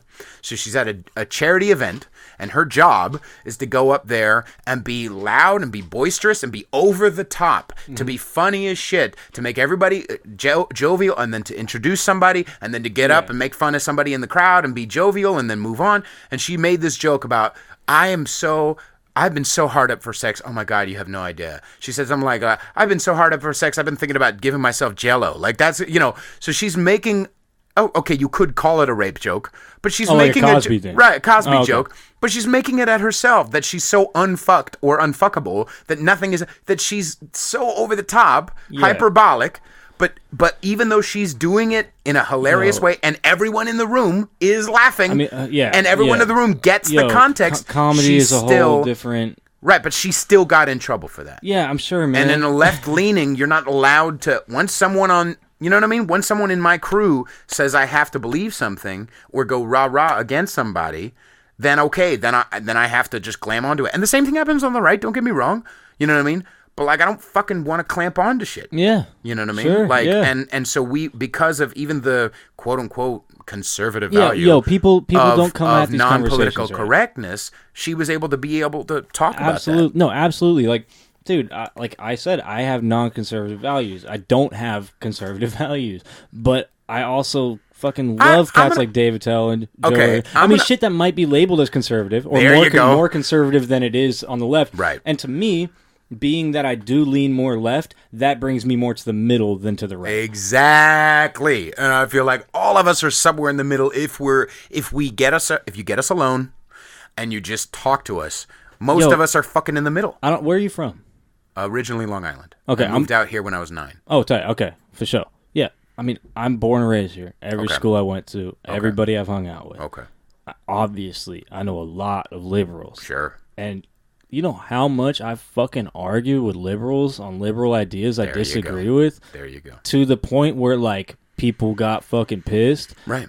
And with many of those, not all of them, and I wouldn't even say most of them, but with many of them, I ended up changing my mind. And they were probably right. And I was maybe young or maybe, a little faded or maybe just excited and just getting really into what I was saying. And or sometimes it becomes personal and you're like, I'm not going to let this motherfucker budge. Totally. I'm not going to let this person win. Because like we, I did this debate thing a little bit. Like I dig a little bit of these, like, let's dig in deeper. Let's butt heads a little bit and see what happens. Right. But I mean, I definitely don't think that none of the shit that I really believe is that, like, crazy to anybody. Right. Like I'm pretty chill. And the reason why you're here having this conversation, let's dig in, is because of, I mean, I'm not going to say, maybe it's a little humility, maybe it's also a little balls, because the reality is that not being so, if I was afraid of having this conversation, what the fuck are my values anyway? Yeah. What the fuck are my beliefs anyway? Yeah. If I'm not afraid for them to get challenged. Yeah, and that's why I want more people challenging you. Move. I want to even that. But the reason why I haven't had more liberals on is because partially because they don't have the type of conversation that you have. They break down like a fucking wet sponge and just, you're a racist and you're and have to get out of the fucking room like that. I don't want somebody to, and plus not just that. If I'm inviting somebody, I could tell, because you reached out to me. You said, hey, I've listened to a couple of episodes. I don't agree with this and that. And let's, and I was like, well, fuck it. Come on. Yeah. And you were like, all right, fine. You know what I mean? And so like, how bad that's could the it way fucking it worked. be, right? Like, what harm will it do? How bad could it And you got some fucking snacks out of it, and we're having a good time. I like this conversation. Yeah, and like, yeah. But there are people who, even if I had offered them to stay anonymous, would get too emotional about it. Absolutely. To the point where they don't even want to, the platform is like, would you stop? You know what I mean? Like, just be an adult, man. Just have a conversation with me. And there's some things that you might get or speak, I'm not even going to say be, but speak overly excited about. Sure. Like, and that could also trigger that emotion, right? And just to defend a little bit, to bring it back to the middle a little bit, right? That both sides kind of thing. Sure. That goes for that applies so across the board. It's fucking crazy when you dig into it a little bit. Like how similar both sides of certain things are, most things are. And also, in the people that don't come on here to butt heads with you, in their defense, a lot of them just don't fucking feel like it. I got nothing better to do. I'm gonna go home and play Red Dead Redemption. I might fucking make a beat. Like, I got albums I should be finishing, but I should have finished them last week. It's not like I'm fucking putting. By the that way, aside where can for people this. find your music? I haven't updated in a while, but I do have a Bandcamp and I have a SoundCloud. It's Yelir, Yelir. If you can't remember that, it's Riley backwards. Aww. Yeah. So, look me up on SoundCloud, DJ Yelir, and Bandcamp is yeller.bandcamp.com. Uri. Anyway, continue. So, but I don't think a lot of the people who I would fight with don't have anything better to do. It's just, it's a scary thing. But yeah. I mean, some of them, I'm just saying, some of them won't want to, some of them won't feel like it, some of them are like, I don't feel like it. Right. And the other reason, it has been intentional in some ways, because I do want a platform to at least flex balls a little bit. Not all the time, not every time. And test your own values. Yeah, test how much you agree with shit. I think that's important for everybody to do. I do it all the time. That's why I have conversations like this. I want people to give me point of views I haven't heard or I haven't dug into to see if I really give a fuck about something, or if I might agree on with somebody else on something that I didn't think I agreed with. But I also one of the things that you brought up to me, which I hadn't. I mean, I'm sure I thought about it, but one of the things you brought up to me was that I say right a lot. Right? I don't say right because I always agree. Like, sometimes I say right because it's like, okay, all right, interesting. Yeah. Or like, all right, maybe, maybe. Because we don't need to like... Yeah, that's what I mean? That's not worth going in on. There was somebody, and I talked about this before, somebody on the podcast, she's a great... I think she's a great fucking person. Real funny person. And she said some off-the-wall opinion about white men shouldn't make rape jokes. Like, everybody else can make rape jokes unless you're a white man. And I was like... I disagree. Here's why. But I could feel her start to get a little like, and I was just like, why am I going to push? Yeah. Why am I going to push? Exactly. She came out of her way to come onto my show. Like, who the fuck am I? Why am I going to be a douchebag? Like, for me, comedy is like a whole different form of like my views. Like, Right. I am fucking loosey-goosey on comedy, Right, bro. I right, like right, Anthony Jeselnik. I like fucking David Tell. Right. You know, I like all these cats with problematic shit to say if they're fucking funny. If you're fucking funny, you're fucking funny. Jimmy Carr. You ever listen to Jimmy Carr? Is he a British dude? Yeah. Yeah, British accents are tough for me sometimes. sometimes. Is that problematic? Gervais? Do people What care about British? Ricky Gervais? Is that problematic? Ricky Gervais, he uses a headset mic, dude. That pisses that is a me little off, douchey. bro. Like, what are you doing? That's a little like, douchey. My boy Richie Cunning brought it up to me, and I'm like, that's why I don't fucking like his stand-up. Interesting. Like, he shout out Richie Cunning, one of the best rappers in Frisco He's great. of He's all time. fucking great. Like, he's Right. in fucking incredible. Anyway. He's always doing shit like this with his hands, like fucking little. What I don't know. Like you can't see us, but like touching your fingertips together with the open spread fingers, dude, it's so awkward, dog. It is an awkward thing. But yeah, no. Anyway, I like a lot of fucking comedy that has like weird ass, crazy ass views, and and I, you know, if in that situation, if you know she says like, you know, white dudes shouldn't make rape jokes, it's like, you know, either everybody should or nobody should, like whatever, like. But that's a conservative view. You. Don't fucking. Let's be. I think that's a moderate view. I think that's I don't give a fuck view. But right now, if someone was labeling you on the left, what kind of view would that be? Who's trying to shut down jokes? Not the people on the right. There might be every once in a while, like the douchebag who got mad at Pete Davidson for making fun of the eye patch thing. But he said, it's just a joke. No, you're absolutely right. Yeah, no, definitely. Thank you. People on the extreme of the left. Okay. But that doesn't make me conservative. It's not a with I'm us not or saying against it makes you conservative. Yeah, I'm saying that value. Oh, absolutely. No, that's all I'm saying, dog. That's all I'm saying. Absolutely. And honestly, dude, so we're somewhere in the I middle. have had these arguments with my friends for years. That's one of the arguments I haven't changed my view on because I fucking laugh at this shit and I'm not going to change what I find funny because that's I think that's physically impossible. Exactly. That's like changing what makes you bust a nut. Like you can't. I mean, you can evolve it. You can elaborate it. You're gonna just. I will not sniff her panties. I will not sniff her panties. Like, I mean, that's just for analogy's sake. Like, dude. I laugh at funny shit, man. And I've got a pretty good funny gauge. I could be a funny fucking dude. Right. And I know it, right?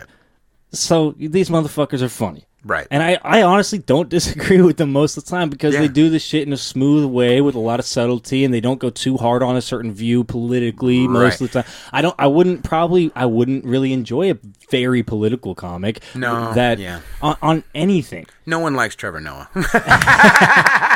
See, that's hyperbole. That's a generalization. But straight up, he's not that good. He's got some good writers because Daily Show always has good writers.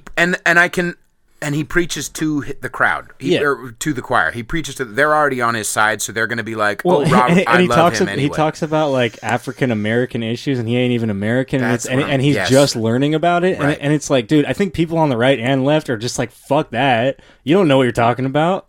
That's not your life." But he's got the smarminess and the talk down, the condescending of a Jon Stewart, without the funniness of a Jon Stewart to like.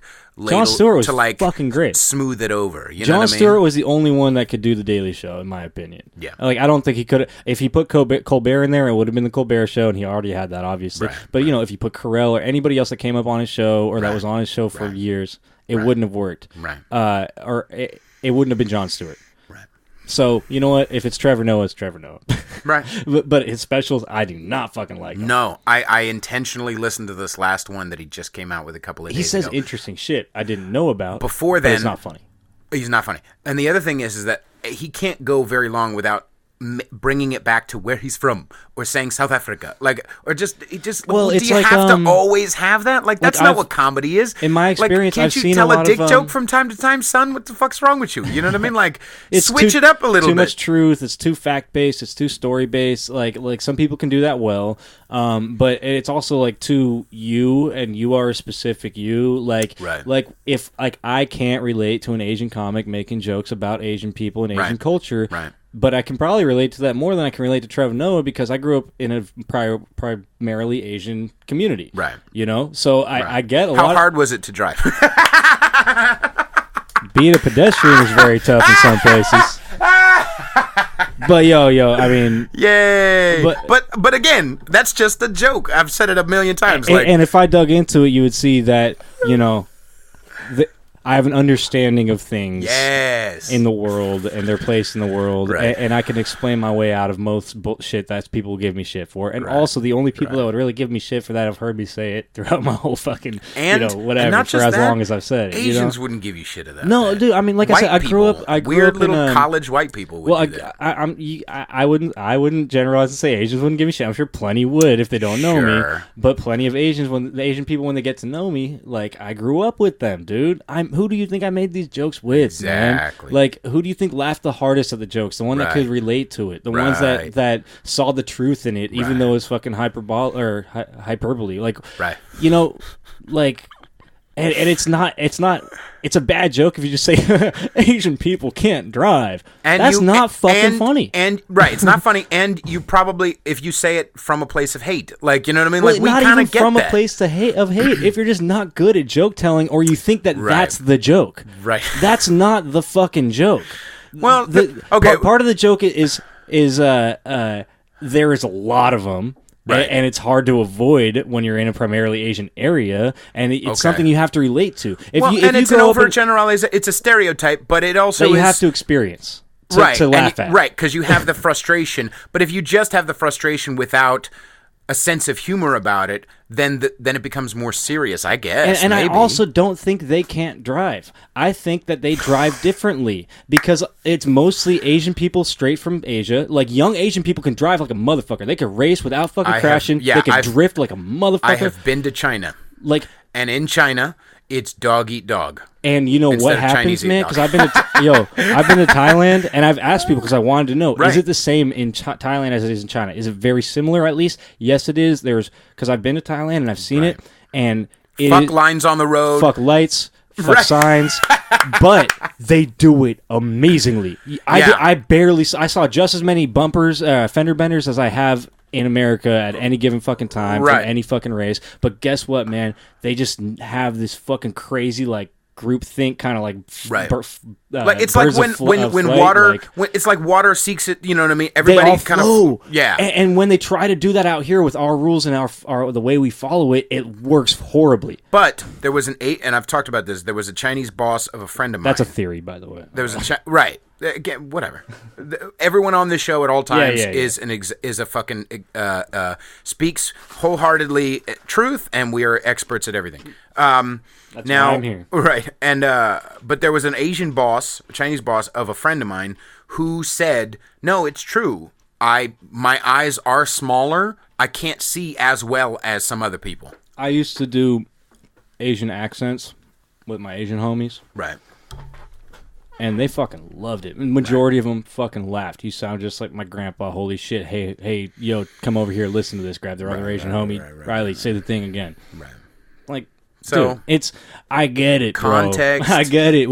Talking it through. And comedy, entertainment. There's not just that, but what are you trying to accomplish by saying it? Right. What are you trying to accomplish?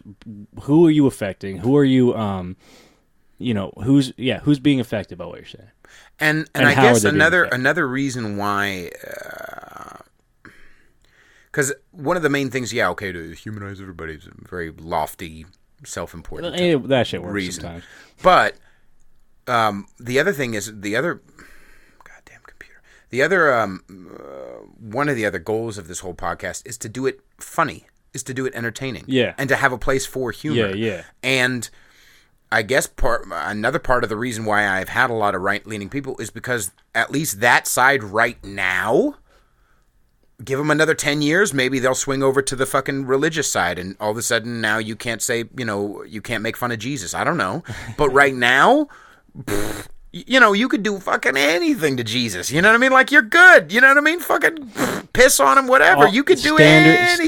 Standards change. Whoever sets the standard, that changes. Right. That shit evolves over time. We all adjust in different ways, and there's always something to push back on. There's always something to offend people with. Right. And there's always a way to turn that offensive thing into a joke. And I'm a rebellious cunt. Almost. And so anywhere I feel like everyone all agrees one thing, I immediately like, And it's a problem too. I mean, it has not done me well in some ways, but it's also done me very well because I have balls. You know what I mean? Like it's done me very well because it's like I don't immediately just swallow what everyone else is doing. And I've done that where I get into debates with people just for the fucking sake of it because like they even with an idea I've never fucking thought of, and I come at it with all these fucking ideas and questions, and I fucking and people get annoyed with this sometimes because they don't like having those types of conversations. I fucking love it. Right. So just because I'm arguing it doesn't mean I agree with it. I don't even know what I was getting at with that, but whatever. I think we agree on Oh yeah, and we're meeting in the middle.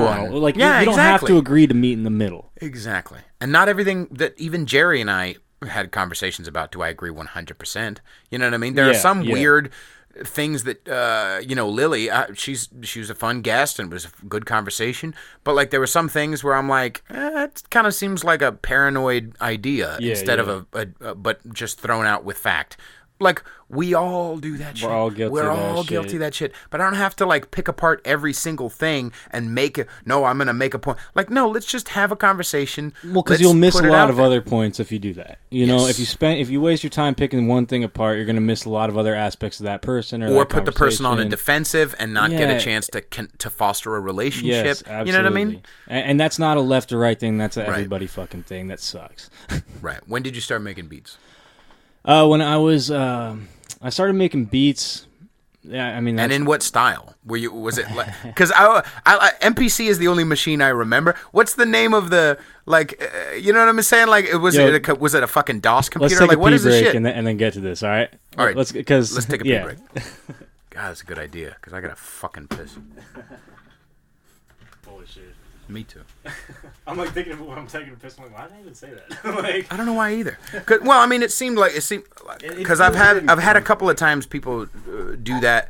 It almost felt like kind of like a personal dominance move, but not like a personal dominance because that sounds serious, but almost like a nut check. So it's like, no, you can't check my nuts. Like we were having a good conversation. You know what it was more like? I'm sure you've seen Eastbound and Down.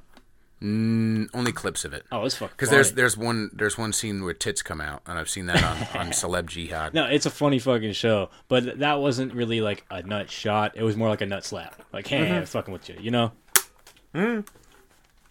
All right. I will check the check. That's all I'm saying. Yeah, that was. But I don't mean a lot of what I say a lot of the time. But see, that's the thing is that I think what's nice about having this podcast is that I don't think people expect that from me.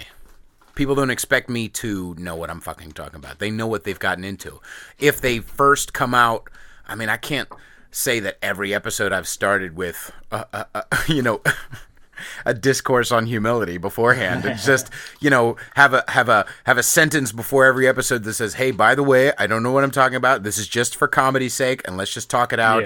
Yeah. We're all okay. And, I know how to pick my battles, man. I know where I can't speak, Right. And I think for me anyway, like that's kind of, I listen to Jim and Sam or Opie and Anthony, and like I don't expect those motherfuckers. There are some things I'm like, I skip ahead. I'm like, all right, get to the next topic because I'm like, you don't know what you're talking about, or this thing pisses me off. And Joe Rogan does it too. And it's just like, all right, right? Because like maybe Joe. This is right. This is a bothersome thing I realized a few years ago.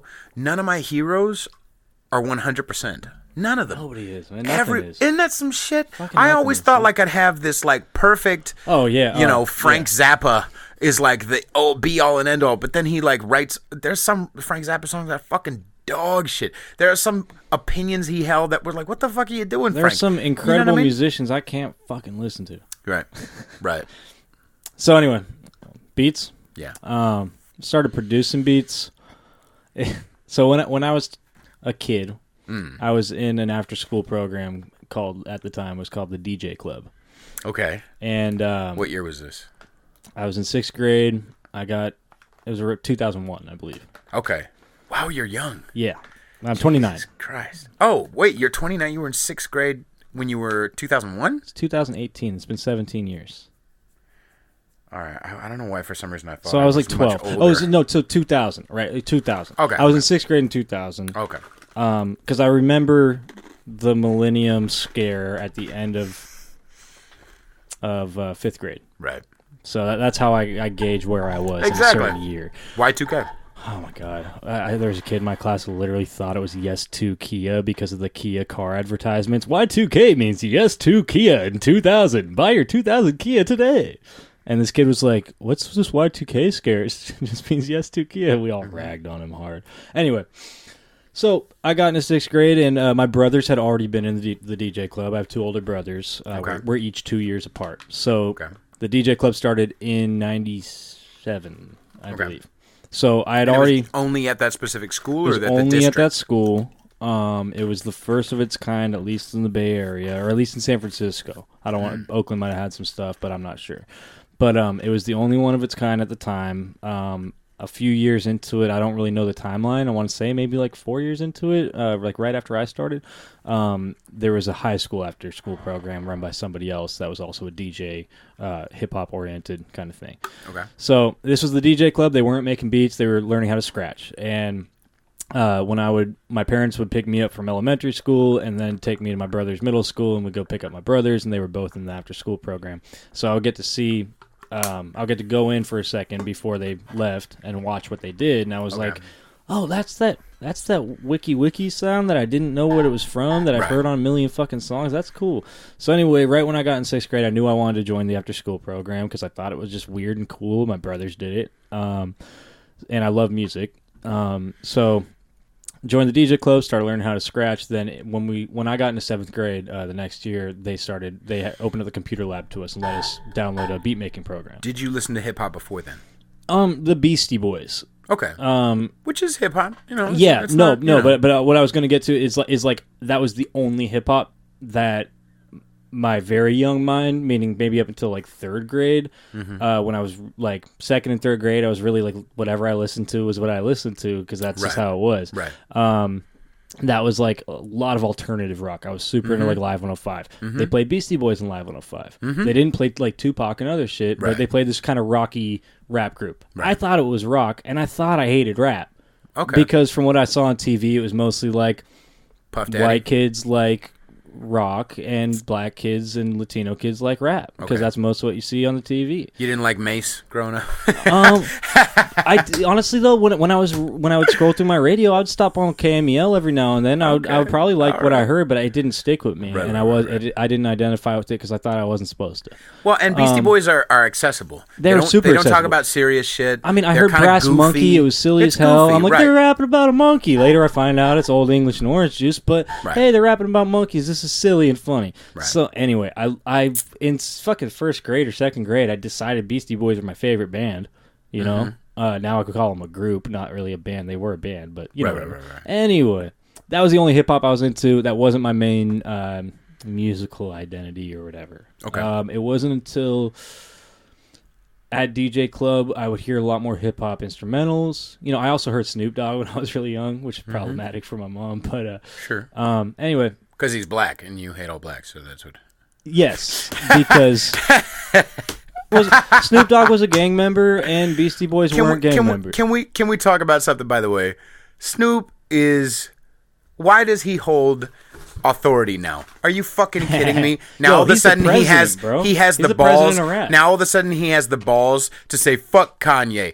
Motherfucker, you sold your ass a long fucking time ago, and now you get to have fucking carte blanche. I understand. I appreciate the music he created. He's got a show with Martha Stewart, dog. That's what I'm saying. Why does he get to like have moral authority? Because he has a show with Martha fucking Stewart. No, I'm saying that he doesn't have moral authority because of that goddamn show. Well, he also doesn't. I mean, I'm fucking pissed that he decided to start DJing. You know how many fucking gigs, high-paying gigs, he's probably taken from fucking DJs who've worked their whole life to DJ? Really? This guy worked his whole life for rap. I'm not just being like, stay in your lane, bro. But like, dude, you don't need to earn money on the side, and you can DJ, but you don't have to fucking come to town to DJ. Interesting. Like, dude. He came into town to DJ? He's done it a couple times. I don't think he's, like, doing it all the time, but, like, to me, that's, like, some Paris Hilton level shit, bro. It's like, I don't need to see Paris Hilton DJ. I don't need to see Snoop Dogg DJ. Paris Hilton, go be Paris Hilton off in a cave somewhere. Snoop Dogg, fucking rap, bro. Anyway, but he can't do that. You ever heard that? Every time I come around, shorty love me down. It's with Dream. Run up on me like click, line, my gun out like tick. Yeah. That song is the shit, except only in the chorus. Yeah, I recognize make it do what it do, and what we're doing in the bag. That song is the shit, except for his verse. Anyway. Yeah, no, I already know, bro. Snoop Dogg's a fucking trip. He cracks me up though, bro. Like all that shit. I mean, I appreciate, he's into weed and blah, he's blah, just blah. But just the moral authority of like him ragging on whatever you think of Kanye. I mean, you know like, how much people have a little fucking ass? Humility, Snoop. That's all I'm saying. He's hilarious. He's so silly, dog. I call it silly, man. It doesn't bug me. It's just fucking stupid. Right. Anyway. So I'd only heard a little bit of hip hop. I didn't care too much about it. I love the Beastie Boys. I didn't realize it was hip hop. So I started hearing more hip hop beats, and I was like, "This is tight." And nodded my head to it and shit. And when I'm learning how to scratch, and I'm learning, oh, this is a part of hip hop. This is what hip hop people do. Right. And then in seventh grade, that was like the whole first year was me like kind of figuring out, oh, this is hip hop. And then in seventh grade, I met one of my best friends now, and he was like, wait, you're in a... He was like showing me hip hop, and I'm like, we do this after school. You got to come. You would fucking love it. And he came through, and then he started giving me hieroglyphic CDs, and he gave me like The Far Side and Tribe Called Quest, and I started with that.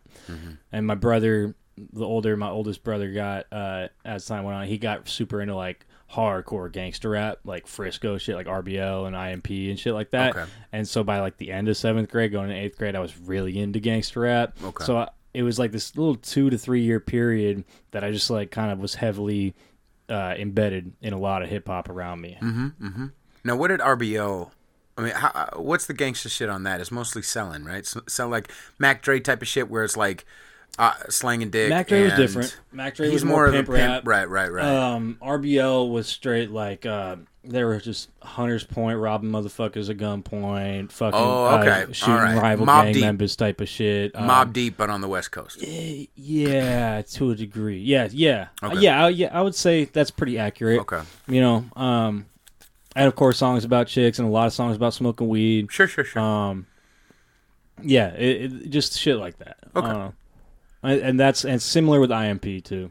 Okay, because I've heard RBL from Telly, but like I didn't, They did like Bammer Weed and shit. That's the big one that everybody knows. Don't give me no Bammer Weed. We don't smoke that shit in the SFC. Okay, it's like a local kind of anthem. Right. And of course Andre Nicotina and other stuff like that. Around that same time, yeah.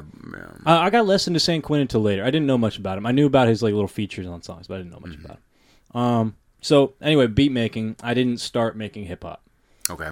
I started making fucking noise, weird shit. My first saved song was called "Dog in a Hurricane" because that's what it sounded like. I didn't know what to call it. My fucking mentor I was like, "What should I call it?" And he listened to it, and it got like super loud and reverby and noisy. And he's like, "Sounds like damn dog in a hurricane." I'm like, "Perfect." So no beat structure, there was literally no drums. Like the drums would just be like, brr, brr. It was all experimental because nobody knew this program. The teacher of the what was the program? It was Fruity Loops. Oh, okay. But this was Fruity Loops 2.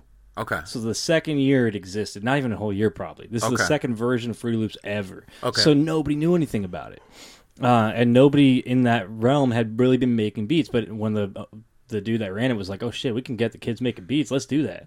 And so what? How old were you at that point? When I started making the beats, I was 12, so it was seventh grade that an old hand came around. But when I started making hip hop beats with like drums and shit, wasn't until people started figuring out. So my brother, along with my brother, he went by Encore. That was his producer name. So I'll refer to him as that. I mean, I don't need to keep people anonymous, but anyway. He was one of the first people to figure out how to make beats. Same with O'Keefe and the homie Ears, who's more known for his visual art now. But those were like the three dudes that were... I think O'Keefe probably started a little bit later than that because I just don't have as many memories of him back then, but I might be wrong. Anyway, I remember Ears was really on it. He was like, fucking, holy shit, you're making hip-hop. That's fucking cool. How'd you do that? You can make a song on this? It doesn't have to be a dog in a hurricane every time?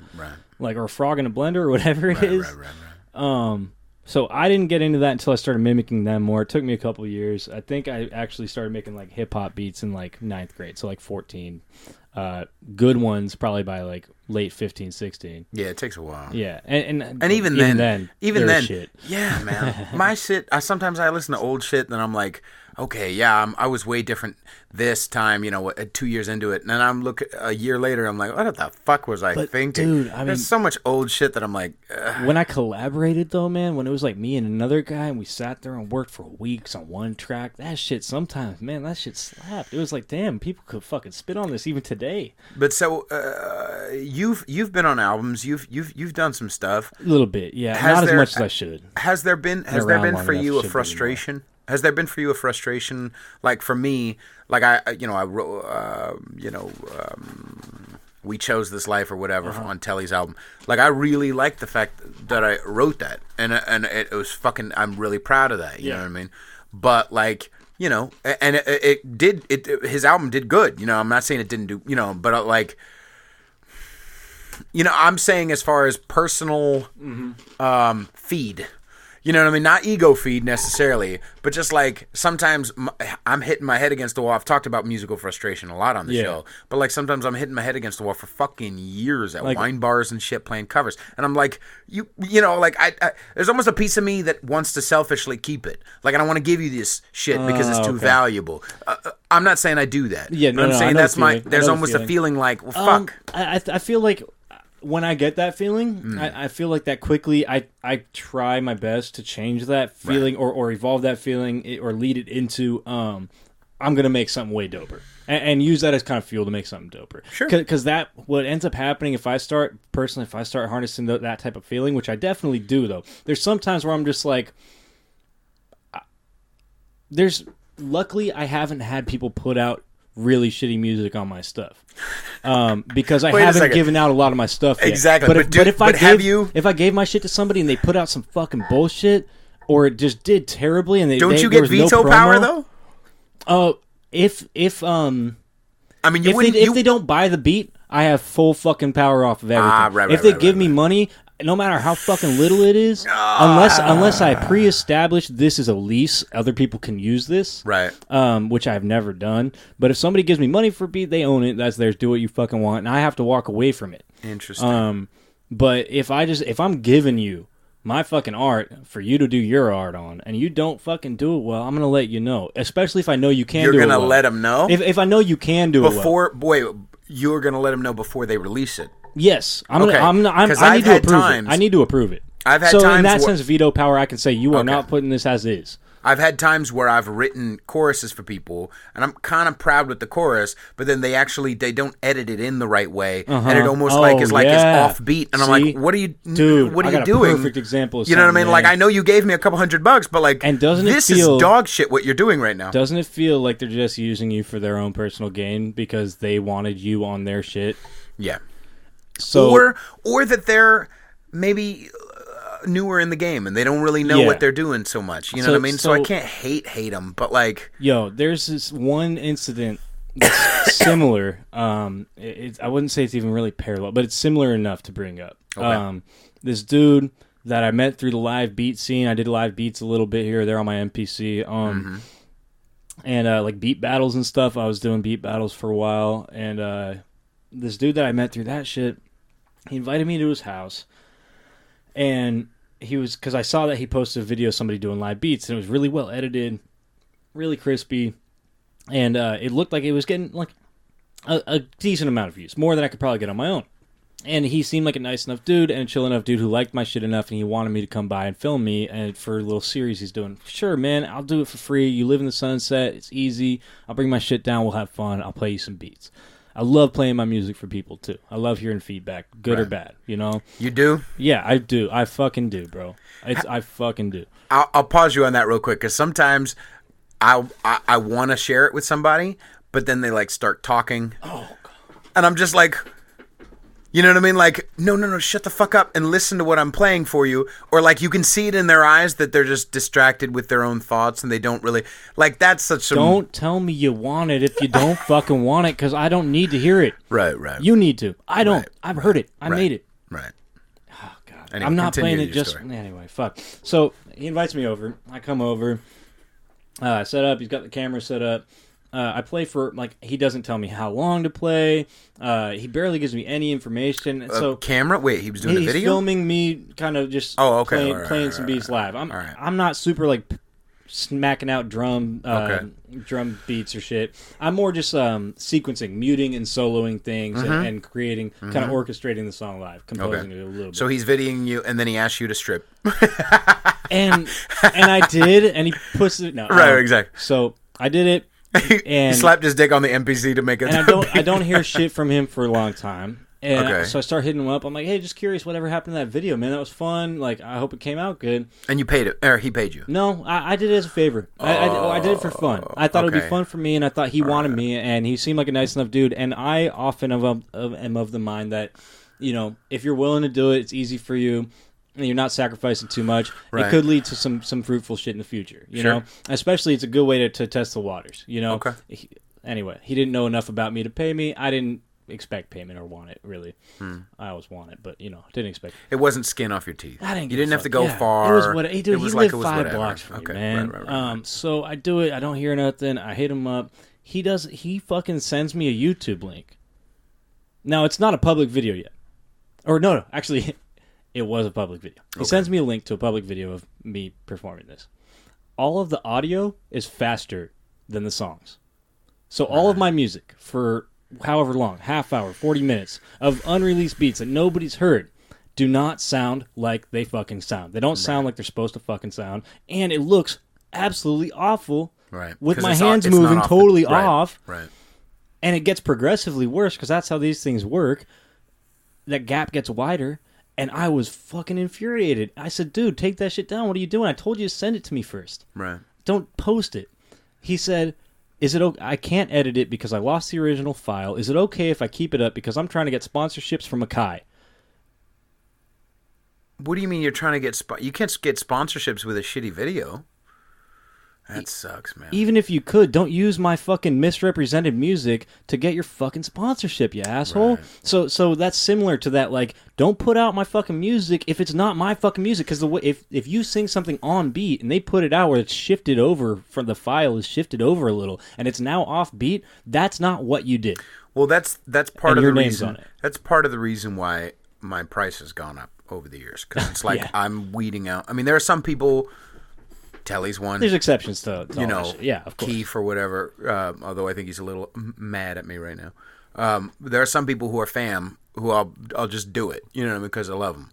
But like, you know, but some people it's just like, okay, you know, I'll give you. All right, I'll do. I was even thinking about it. Someone was pricing me for a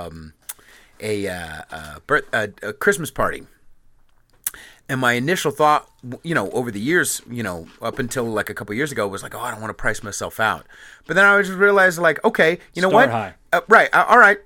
Point at the fence, hit it, and then I get an answer back. Cool. I'm like, you goddamn right, cool. Yep. And I adjust my balls, and we, you know, because I'm driving, if I'm spending, you know what I mean. And if I'm, this is years of me practicing these songs and working on this voice and doing that, like. Like I used to have arbitrary rules for how much I should get paid for certain things, but they weren't based off of anything I knew anything about, right? And then I start doing these gigs and I start hearing, wait, this dude got 1,000 for that I got 700, right? Or 500 or 400, right? And now it's like, okay, I can get a $2,000 wedding, no problem, right? I just did a fucking festival for $1,000, like I do shit that's reasonable for what I have to do and the work I have to fucking put in, and I feel fucking comfortable looking at my bank account and maybe treating myself with that, you know. And we don't necessarily do it for the money, but you have to get paid for it. And not just that, but if you don't see it as valuable, why are motherfuckers going to see it as valuable? Yeah, like, you know what I mean. And I'm not a volunteer. Like I didn't sign up. I didn't sign up to be a volunteer DJ. Right. Volunteer DJ. Right. Like I will volunteer to DJ. I've done that many times. Sure, so have I. But I'm not the volunteer DJ. Right. So another thing that's really weird to me, it's gotten weird the more I've done it, and I still don't say no because I love doing what I do. Do you want to like, is this going to out it too much? No. Okay. But I've done things where I'm DJing for a rapper that I'm planning on DJing with. I know I'm going to get broke off a little bit of what he gets broken off of money-wise at the end of the night. It might not be a lot. That's my homie. I love what I'm doing. Let's fucking do it. Ride or die homie. I'm his DJ. He's the rapper. Right. I get there, all the opening acts need a fucking DJ. Guess who's the only fucking DJ in the room? You. DJ Yeller. Fuck you. I want the show to go well. I don't need DJ Soundman over there fucking it up, so I'm going to fucking do it and do it right. But do I get paid from them? No. You fucking But the serious? rapper that I'm DJing for will sometimes break me off more because he sees the extra work I'm doing. So coming out of his pocket now are the work I did for these other rappers. And that's only sometimes. Not just that. Let's talk about some fucking hip hop etiquette. How about that? How about if you are the host of a show, you are present the entire fucking goddamn show. How about that? Don't sleep on the stage, bro. My boy did a show. My boy did a show, and it was my first time seeing him there, and the host was asleep in a seat, drunk on the stage. No. Before even, it was like 12 o'clock, the show ain't over till 2. Right. And I'm just like, dude. How about if you want to be a touring artist, you pay attention to you don't stay there for your set, smoke, and then go outside with your friends who came to just see you. Yeah. Take the audience members with you to go smoke and then fucking leave. I like how you asshole. said if you're a touring artist for sure. Like, because sometimes that's totally fine if you're just doing like a quick show kind of favor thing and you're not really too connected with those people. You're not touring together. You don't do a lot together. It's okay. Even then I feel sketchy about that, especially for the first 1 or 2 acts after you. Bringing your friends. If you're on at 7 and it's fucking 10, go home, son. And if they're a portion of the crowd that's significant that you brought, and when they leave, it makes the other guys look like a fucking joke, even though they're probably better than you, or whatever, because they're going on after you. Right. Maybe I feel that. There was one in particular. Don't take the crowd home with you and just fucking diss the rest of the acts. There was one in particular. I think it was at Gilman, and me and One Word are going to perform later. And this guy who's like a kid, it's not his fault. He's too young to know, but he's like, he's 17, he needs 18. to learn. Somebody needs to teach him. Exactly. I feel like the guy to teach him. But he's up there, and he's a pretty boy who's not very good at what he's doing, but nobody knows any better because and they're supporting, and he's charming, and so he's doing his thing, and everyone's just like, woo, yeah, we all love it. And then he leaves. Or he goes outside and smokes cigarettes, and everybody fucking followed and talked, and then he left. Like, no daps, no fucking stick around, you guys, for XYZ. Just fucking left. Like, it's just real fucking goddamn frustrating. Dude. Fuck. There's so many missteps from people in a lot of this shit that affects everybody. And once you realize it, if you've done it, you feel like a dipshit. Luckily, I'm not that guy. I don't think I've done that really. I'm sure we could get some people on the show.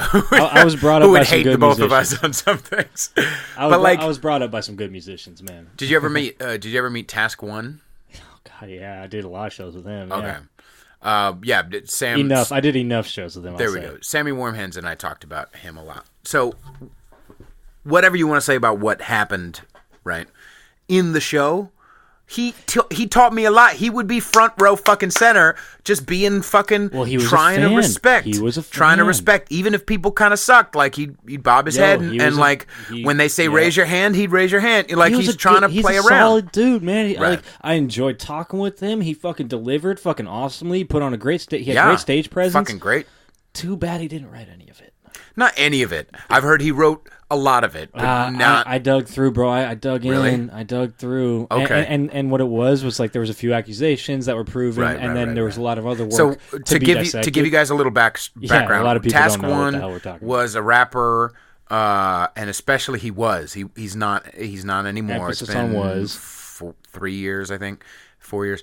And he was gaining a lot of traction and a lot of attention because he was fucking good. Like, we were all like, okay, this guy's nice and talented and gets up, shreds, just kills everybody, and then is, like, supporting the next artist. Like, son of a bitch. As fuck, right? And apparently the way he put it is that he got too many people wanting verses from him. And he couldn't write them fast enough. And so he started stealing verses. And what I don't like about hearing that excuse, because that's all it is. No, it's not. It is an excuse. Right? What I really don't like about that is because a lot of that stuff, it was from the start of his recorded rap history. So it's like that wasn't your shit later on when people started demanding. No, man, you've been doing this. Right. Like some of your stuff, you wrote some shit and it was decent. Right. But the shit that people jock you for, the shit that people know you for, is other people's shit, and not even other like. It's like other battle rappers, other people in the same community he's from. He's directly stealing from. It's fucking gross, dude. Right. It's like when I first heard about Joe Rogan was for calling out Carlos Mencia for stealing jokes, dude. It's like, that's not cool. This is our community. Right. We have to have some fucking. I literally just found on the way here, I was listening to Bert Kreischer on Tiger Belly. You listen to Tiger Belly podcast? No, I never heard Bobby Lee. No. I fucking love Bobby Lee. Bobby Lee and his girl, Kalela. What? Was he in The Hangover? Is he that dude? No, but that is racist. Yeah, it is. He's the Korean guy. Is he the Mad TV guy? Yeah. Okay. He was in Hangover? Are you sure? No, because that's Ken Jeong. Yeah, that's the doctor dude. Yeah. Okay. Yeah. I mean, Bobby Lee. It's all right. You're bad with racist. Names, man. But Bobby Lee is this racist. funny Korean dude. I really, really love him. And he had this. He has this podcast called Tiger Belly, and Bert Kreischer was on it, and they were talking about Jay Moore, and obviously Carlos Mencia is got. Jay Moore does a lot of accents.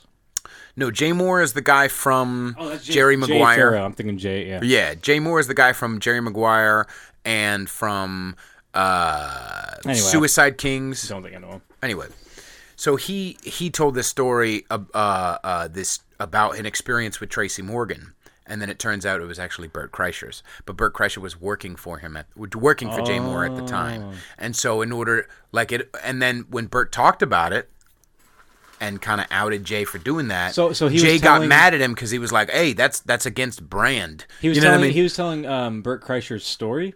Yeah. As if it was his own? Right. Whoa. So Bert had a fucked up drug night with Tracy. Oh, and this guy's Jay saying talked he had about it. it. Oh, right. Wow. Right. And I remember hearing that story and always loving that story. And then on the way here, I heard that and I'm like, kind of hit me in the gut. Just like, all right, I guess I can't rock with that. Not even, okay, listen.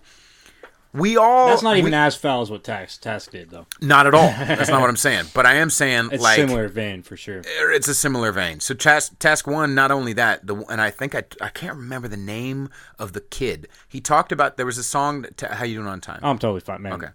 I figure we give it like 20 more minutes. Yeah, for sure. There was this guy named. Task was touring and met some beat producer, like literally like 16, 17, 18-year-old kid, and said, here's the CD of beats. If you like any of them, let me know, blah, blah, blah. So Task listened to the song, listened to the whole CD while he's on tour, and fucking digs this one beat. And did you ever listen to Task's song Heisenberg? Yeah. I fucking loved that one. Yeah. And it's gone. It's all gone. Yeah. But that beat was from that kid.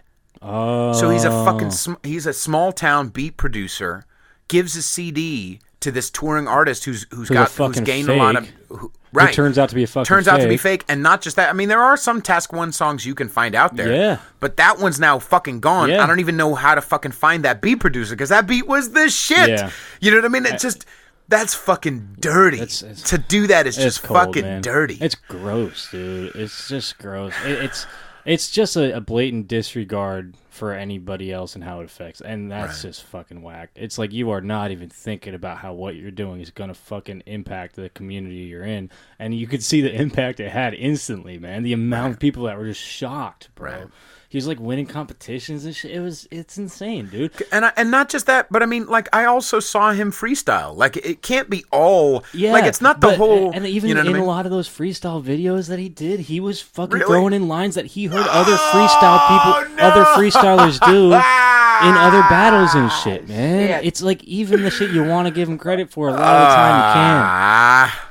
All right, but I'll give him credit. He was a great entertainer. If he knew how to write, or if he just paid a ghostwriter, if he paid a ghostwriter or something, like he could do a lot better. I figure fear makes us do all kinds of insane shit. Yeah. And I talked about that with Sammy. Shout out to Sammy Warmhands from Eugene. Podcast is called Take 92, and he and I talked about it. And one of the things I talked about was the fact that I feel fucking sad. Like I know it's a shit awful fucking thing to do. I mean, I know lots of shit awful people or good people who have done shit awful fucking things. I'm not saying he's a good person. What I'm saying is I feel sad. Yeah. That you would be that afraid to construct this whole, like, I feel like I'm a part of this community. How do I make myself more ingratiated to these people? I need to be a better rapper. You know Let what me most just take people, a little bit. Most people I know who run into problems like that where they're overworked or they're uncreative, you know what they do? fucking tell somebody about it, or they go to fucking nature and fucking build a campfire or some shit. Get off their phone for a minute, and you get creative. You don't just fucking find any weaselly way out of it, man. Right. You just fucking face it. Right. Or you stop over and over in my life and in yours. Stop making commitments for a while, you know, if you got it. But I mean, like over and over in our lives, I think we, on a small basis and on big bases, we get opportunities to either go the way of fear or growth. You know what I mean? Yes, absolutely. And it's so tempting to just go and get a pizza instead of get down to my weight. You know what I mean? It's so tempting to just say, fuck it, I'm just going to pull the trigger. You know what I mean? And I'm guilty of a lot of that shit, bro. I'm a cigarette smoker. I am very afraid of quitting cigarettes, man. And that's a biggest part of my addiction is the fear of stopping. Right. Well, for me, it was like because I quit in 2011. I fucking adored cigarettes. For me, it was like, well, yeah, but if this is an identity thing, and I'll gain weight, which was bullshit. And like, I'm there, you know, I have all these things, but like, I just worry that I'll fill it with like, you know, I don't know. At this point, I think I used to when I was younger, right, with more fear and less logic, right. I think a long time ago, I kind of feared like, well, at least I'm not doing hard drugs because this, I have anxiety, I have some depression, you know, I got diagnosed a long time ago with anxiety. It's very real, and it fucking blows. And this was like, yeah, they say, you know, it causes anxiety more than it helps, but not if you smoke enough. Like, and that's kind of how I saw it. Right. That's kind of how I saw it. I was like, well, every time I start feeling anxious, I can just have a cigarette and feel a little bit better. Right. And that's better than me like doing heroin. That's better than me like fucking picking up pills, which a lot of people I knew were doing pills. And it's like, at least I'm against that. So I felt a little bit superior. Yeah, in a sense. Comfortable. In a sense, like I know I've got my shitty vice, but at least it's not fucking me up like I'm getting loopy or damaging brain cells and whatever, you know? Well, the older I get, the more, maybe this is just because I'm on the spiritual journey that I am, but like for me, the older I get, the more the distance between me and reality gets shorter and shorter. Like I had to stop drinking and using pretty young because I was going to fucking die, right? And I also, and then eventually I had to quit smoking, and then now I can't hide behind pizza, and now I can't hide behind like this like identity. It's just like smaller and smaller where like I'm like actually here, and it's too bright and it's too dark and there are too many people and I'm alone and I just what the fuck is happening? You know what I mean? Ugh, get this fucking shit off of me. I think I have a tendency to replace vices, and I feel like and that can be good if you just do like, okay, maybe exercise, you know, do that as your vice or whatever, and it can happen. I guess it can. There are people but there are also people who go apparently too overboard with that. I'd love to have that problem. but nah, man, it happens, dog. I mean, like fucking anorexia and body, all that shit is fucking. Dysmorphia, it gets super intense. And anyway, I was just like, okay, well, you know, I'll stop watching TV for a while, and that'll make me feel better. And then I'll pick it back up, and if I stop doing that now, maybe I'll make beats instead. And if I'm not making beats, maybe I'll play video games. If I'm not playing video, like I need a distraction. I need an escape constantly. Like it's part, like that's a lot of the feeling I feel. And I think cigarettes are just enough of these tiny little like, little shots of like So I've looked at it, and there's much like to view it too. I mean, much like my professional life can sometimes look like I'm just living for the break. That's it. I'm just like I'm not living in between breaks. I'm just living for the little Facebook check or the little Netflix or the little pizza or the little cigarette. I'm just living in between breaks. You know what I mean? But at the same time, we can't be too hard on ourselves. You know what I mean? We can't just like go like, okay, I'm going to be a fucking monk and I'm not going to touch nothing ever, and everything's like, I mean, I don't, that's unless it's like something I mentioned earlier, dealing in absolutes. That's another way of doing it, right? It's like it's like either I'm a monk and I'm not doing this shit, or I'm a piece of shit because I'm doing this shit, right? You know, and like so for me, I have to be hard line on drugs and alcohol, but outside of cigarettes too. But like outside of that, it's like things, you know what I mean? Like I figure it's like. I always go back to this stupid analogy, but like it's like the bumpers in bowling. The little fucking, when we get a little too much to the left, we get smacked. We get a little too much to the right, we get smacked. Same politically, same growth music-wise. We get a little too lax, we get a little too... Key. Yeah, but I mean, like, you know, we try to and we're all just kind of walking each other home. You know what I mean? Like we're okay. We're and yeah, I don't know. I feel like I don't know. I feel like the conversations like this, are ways for us to get to the meat of it. And that same thing goes, like you're saying, or what I mean by humanizing people is that like the idea of a white male patriarchy. Like I know a lot of white males who have like bad shit in their lives. You know what I mean? I know a lot of white males who I know some who have committed suicide. You know what I mean? Like everybody's got good shit in their lives and everybody's got bad shit in their lives, and let's be a little goddamn gentle with each other. You know what I mean? No throwing everybody out in this one race. Yes, and I still don't. I mean, I still feel like there's still some truths to what people who use that term. To a systemic benefit, I understand. There's plenty of truths there, so you can't just tell them they're wrong. Sure. But it is a generalization, and it is, it's hashtag not all white, straight male, whatever, patriarchy shit. Right. It's like, I mean, I know that the people that I know that know me who are saying that, I know they're not talking about me because when I see them, they're fucking cool with me. And they don't tell me about it. Right. Unlearned talked about when he was like, bitch, you're talking about feminism and then you're, singing Mac Dre, you know what I mean, in the club. Or not just that, but I also know, and I've talked about it, like, I know some dudes in fucking jail, in fucking prison, and each one of them will say like, nah, I actually did it. Like, it's not like all the cops, like, I know that some cops can be foul as shit. I understand that. I've had smaller incidents with some of them myself. It's another absolute. It's not fuck all cops. It's fuck shitty cops, and there's a lot of them, right. And they do. And when they maybe, and a lot doesn't mean most. It just means I don't know the number, but I've seen enough evidence to know there's plenty of them. There's more than we fucking need, for goddamn sure. Okay, but I'm not into the absolute of fucking kill all cops.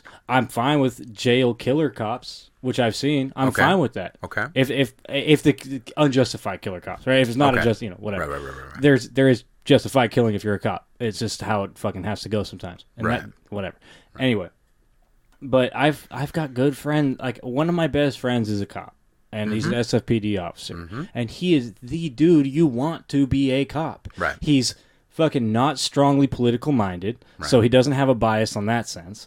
He is a Mexican dude who fucking loves his family, who's from the Mission, from Frisco, and he fucking works in his neighborhood. He knows his fucking neighborhood. He's the cop that people fucking want. He's the ideal fucking cop. Tell him about the fucking podcast, because I will have his ass on. He doesn't like a lot of people knowing he's a cop. He can stay anonymous. Word, I'll see if he's down. But it's another one of the things. It's like, I could have tried to stay anonymous, but I know anybody who knows you who might have heard of me, they'll know my voice. They'll know it's fucking me. Sure. Anyway, I have no reason to. But if he wants to, I'll let him know. But I also know people who I grew up with or who I went to their keggers and shit who are these like super racist ass Irish people. I know another Irish kid who hung out with those kids who's not a racist, but maybe he shouldn't be a cop. I don't know. I don't know him now. But these dudes, like the other dudes, his buddies that did become cops that are racist, because I've seen it and it was foul. It was like, oh, Riley, here, take a free keg cup. Your Mexican homie and your black homie got to pay.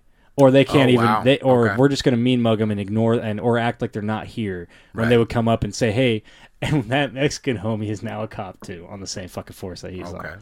But then on the other side, I've also seen black females cry race when they were actually stealing.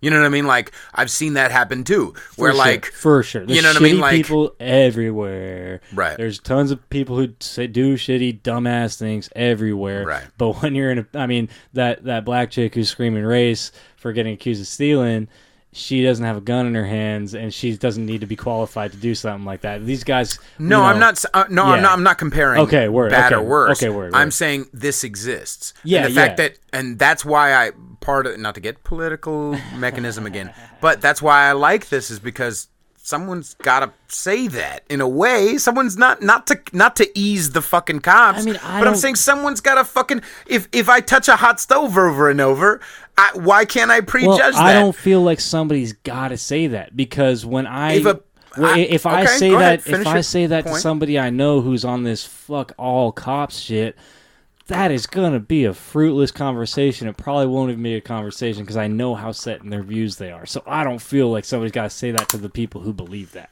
You know what I mean? No, I mean here. Oh, okay. Oh, for sure. Yeah. I mean, yeah.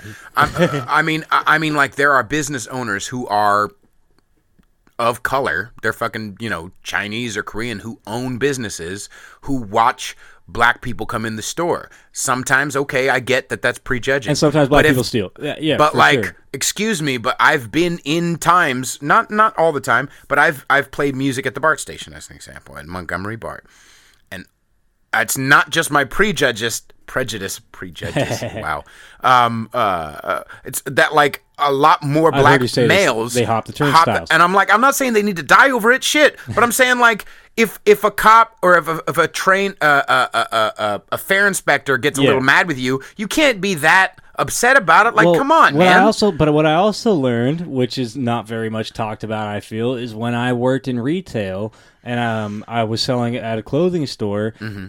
The majority of people who stole at retail spots, fucking well-off white chicks. Really? Like fucking white chicks with more than enough money who could buy the shit no fucking problem. And who probably bought one thing and stole fucking 5 things. Okay. That was the majority of what I saw. Okay. And I'm not going to say well-off white chicks steal, but I will say I've seen plenty of well-off white chicks mostly at these places fucking stealing clothes and shit. Right. So it's different for everybody's experience. Right. That was my experience, and that might be another retail person's complete opposite experience. Like I go back to the tipping thing. It's like I can't over and over fucking if you're Eastern European, get the fuck like I'll give you service, but like you're rude as shit and you do not fucking tip me. If you're English, you'll tip me 5% and you'll smile big because you're like, oh, this is what they do in America. I won't say that absolutely. I won't say that absolutely, but I did experience things based on people's cultures. My experience. Yeah, but I wouldn't say it the way you said it because I personally, like I said, like I wouldn't say like Eastern European motherfucker get away, But I know what you mean. Let me explain, I know the context. Let me explain why. Yeah, it's the context, but it's also anger. Yeah, so you're expressing your anger in a disagreeable way. Sure. Which people on the other side what's the best way to express my anger? Should I express it nicely? I don't write the rules, bro. but look, I'll tell you what I wouldn't. But here's okay. But like I'll say what's more punchy as a stand-up comedian? What's more punchy as a stand-up comedian? As an example, I know I'm not doing stand-up right now, but when Louis C.K. is frustratingly telling a story about dealing with his kids and he calls his kid an asshole, why is that funny? Because the kid is a piece of shit who deserves to die? No, but because we all relate to Louis and we see him breaking down and we're like, oh, this is just freeing to hear this dude. Yeah. That's what this is. Well, he's also, he's also a world famous comedian who everybody knows is funny. Who everybody who watched his shit, they knew he was going to be funny. They expect that funniness. Mm-hmm. Like anybody who doesn't know you as a stand-up comic, they might not see the funny in the things you say because they might not know that you're really trying to be funny because they might not know you're a comic. Well, if they only listen to like half of the. I feel I'm kind of funny at least halfway into the episodes. I usually try to start with some. No, but you feel me, right? Like if. But if someone starts listening with the intent to get offended, there's nothing I could fucking say that's going to stop them from getting offended. With the intent to get offended, more just like if it's not expected, if it's the shock maybe might be more make it more impactful on them, right? Sure. So if like I said, a lot of the shit that I say, some people that I know might totally disagree with it and want to talk to me about it later, but they've also known me for fucking long enough to know how I say shit and when I say shit and what it means and how all that shit. They know enough. Mm-hmm. They have the context. Now, the people who don't have the context, like I said, I'm not saying anything too far out there that might offend people that much, I don't think. Well, I'm sure you said some. Yeah, I think you said some jokes or something. I riffed with you a little bit, and I definitely hit some hot. Well, that's what me saying. But if you're Eastern European, get the fuck out. Like, come on, you're not. I'm not fucking. If you've worked in restaurants. I didn't even say black, really, because my experience is blacks are better at tipping than unless you're at the Cheesecake Factory. Yeah, I heard you say that. No, dude, I was going to say like. I will give you an example. You'll hear how I'm going to say it, and I'm not saying one's right or one's wrong. And honestly, I I'm only telling you what I would do. I don't Sure. think that you should speak any differently than how you not fucking going feel. to. And I don't Yes, expect continue. you to. And I would hope you wouldn't just because I'm saying something about it. Well, and you listen anyway, which Yeah. is because there's something in. I feel like the more people listen, they get to know me and they understand that I'm not a piece of shit. You know what I mean? Yeah. Which is what I hope for fucking Keith. Like- You know what I mean? I hope for all these people is like, hey, you know I'm not a piece of shit. Give me the benefit of the doubt of that, of fucking 2 or 3 years of friendship, son. Anyway, sorry, continue. Can't speak on that. I know. I will let him Okay. speak to you. I know. about that. I've invited him. He might still come. You never Okay. know. But anyway, so I had the experience when I worked at the zoo and made pizza at the fucking San Francisco Zoo. It's a terrible job. I had my little God, food you poor fucking thing. right. Jesus Christ. Yeah, it was like a year. I was working at a deli too. I had 2 food jobs. They both Yeah. fucking Right. Anyway. It's a shitty venue to work. It You're is. working hard. You barely get shit. You know, Right. there's practically no tipping. No. And the food is overpriced garbage. Yeah. It's hot fucking trash. Right. And from my experience, the Indian customers were fucking rude as shit. Okay. And I held that. I'm like, man, Indian people are rude as fuck to service people. Like, what the fuck? But until a few of them would come in and start being fucking a lot more friendly, and maybe they're Sure. with the rude guy, and maybe they might not apologize for the rude guy, but it's an aspect of their culture. It doesn't define their culture. Right. And then from then I will no longer say it like, man, Indian people are rude as fuck to service people. I will now say like, man, a lot of Indian people at the fucking zoo when I was making pizza were fucking rude as shit to me. Like, Right. you know, like, But for some context. But right? if you were making a joke, oh yeah, if I was making a joke, what was gonna? I mean, you the know, more are you lengthy gonna- the explanation is, the less funny it could be, Exactly, for that's what sure. I'm saying. Yeah, and not just that, but if I may not be making a joke, I may be trying to just explain something and have a descriptive. You know, fucking I don't thing in think there. it all the way though. Goddamn through. I'm not a provocateur. I'm not fucking Milo. You goddamn novelist. It's not like a planned shock jock I'm thing just you're a doing. fucking. I'm trying to. You know, it's just it's a New York way to fucking just talk and just talk it. And you said you're from where? Long Island? Originally, yeah. Okay, yeah, whatever. It makes a big difference, honestly. Shit. Right. But I feel like people kind of, you know what I mean? Do you, like Patrice O'Neal used to say, "Do you fucking feel me? Do you understand? You feel me?" Shit, I like, said I'm that not, a lot I'm this not- podcast. You know what I mean? You know, I said that on plenty of this podcast, and I feel like you felt me. Right. So Like, I don't think we really disagreed on much. I mean, even if we did, we didn't try to agree with each other. But we were able to explain ourselves. I think that's what it was down. right. Except for whatever you said in the hall. That would I said, fucking ready to whatever. Yeah. I don't fucking know, man. Right.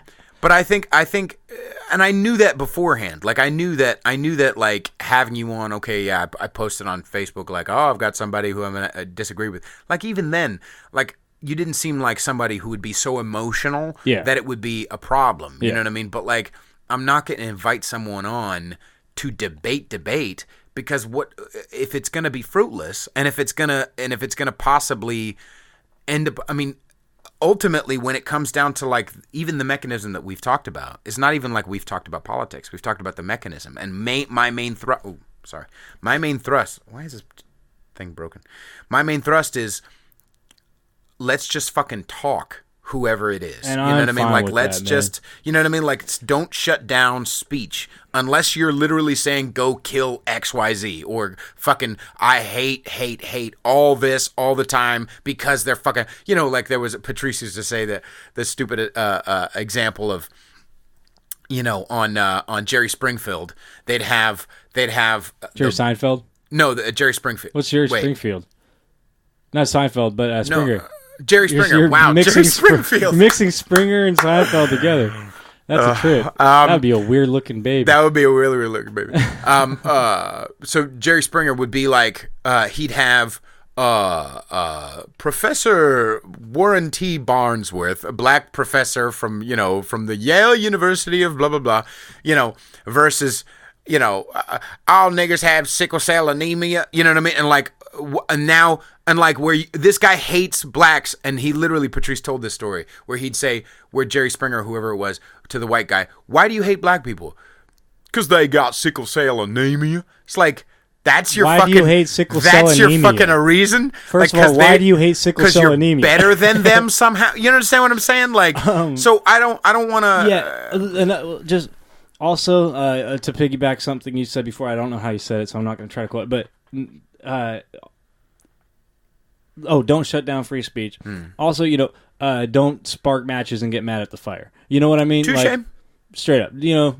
If I'm throwing cigarette butts all over, eventually it might land in some dry brush. And if maybe you don't see it as throwing a cigarette butt, but other people. Oh no! So I wouldn't mind people I don't know having the reactions that they've had to my cigarette butt. Yeah, I do mind it when it's somebody I know. I kind of mind it. You know what I mean? Because even when I've had people get mad in the comment section when I've said thing about having a Proud Boy on, man. Like, I've been able to explain myself pretty well, and I don't defend myself outwardly. I just say, well, listen to the podcast. Yeah, Give me just give it a listen. I could see that. I could see why. I totally feel that, and I could also see how that could be misconstrued as avoiding the argument, because it's like, well, listen to the podcast if you want to find out more.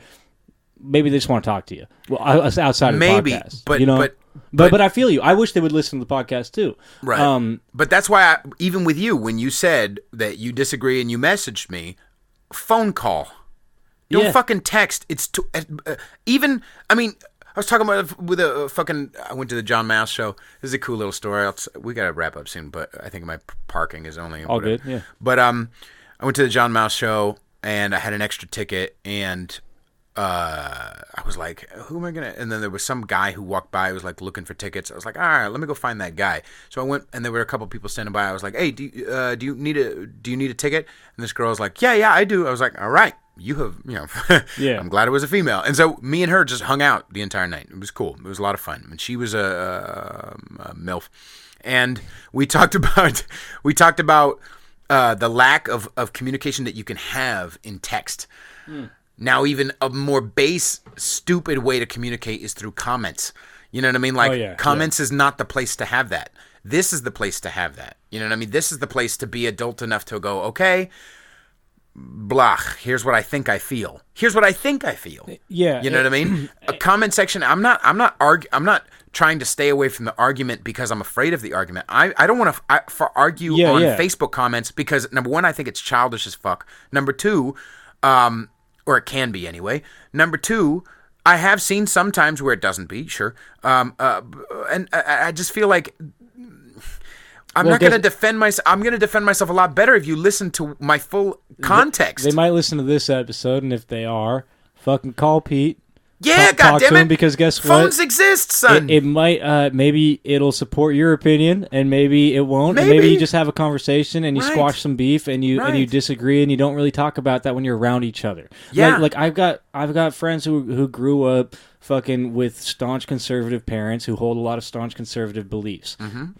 We rarely talk politics. Right. Sometimes we do, and we have civil conversations, Sure. and we still might get aggravated or frustrated at each other. Right. They're still civil. Mm-hmm. We don't hate each other. Mm-hmm. We hang out. Mm-hmm. And I know that there's parts of his personality that I find to be shitty. Sure. But there's also parts of their personality that make us friends, that are the reason we were friends to begin with. Right. So I don't, I'm a different, I'm cut from a different cloth than the people that are hollering at you on Facebook. The message I sent you was something along the lines of like, yo, Antifa ain't Democrats, bro. They're anarchists. They're anti anybody in power. Like, I feel. Sure. I see it. But I do feel like sometimes you'll see like a big message from some Democrats has been, well, yeah, Trump isn't alt-right, but he stands by the alt-right. Well, yeah. Okay. Oh, for sure. But, yeah. But you can't tell me that Hillary hasn't been saying some dog shit. That fucking Antifa's not. Like, she's trying to rub up against, Obama's trying to rub up against, the left is trying to rub up against and be friend with some of the words. And every politician has always done this. I don't know. In the 90s, politicians were doing this.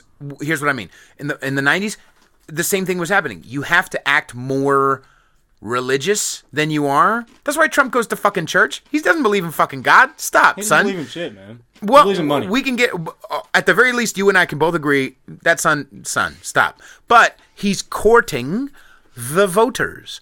And the people on the left, a lot of them are courting the fucking Antifa voters. Well, the people, and especially the people who represent the left. And that's a big thing, because people misrepresent this shit for political fucking gain, and for fucking, like, the news misrepresents shit for fucking monetary and political and swinging votes. And we need clicks, everywhere. And we need attention, and it's grossly fucking out of hand, and that's another big part of why I try to stay the fuck away from politics. Which is why over and over, this thing is about communication. It's about humanize. It's about fucking. I don't want to get corny, but it's kind of about fucking just love, motherfuckers. Just calm the fuck down. Let's talk about pussy and let's relax. Back to another shout out to Richie Cunning. We were hanging out one time. I said pussy and you said Richie Cunning. No, you said love everybody, man. Yeah, love everybody. I'm hanging out with him. We did a little show. We're outside having a cigarette or something. I was smoking. He was chilling.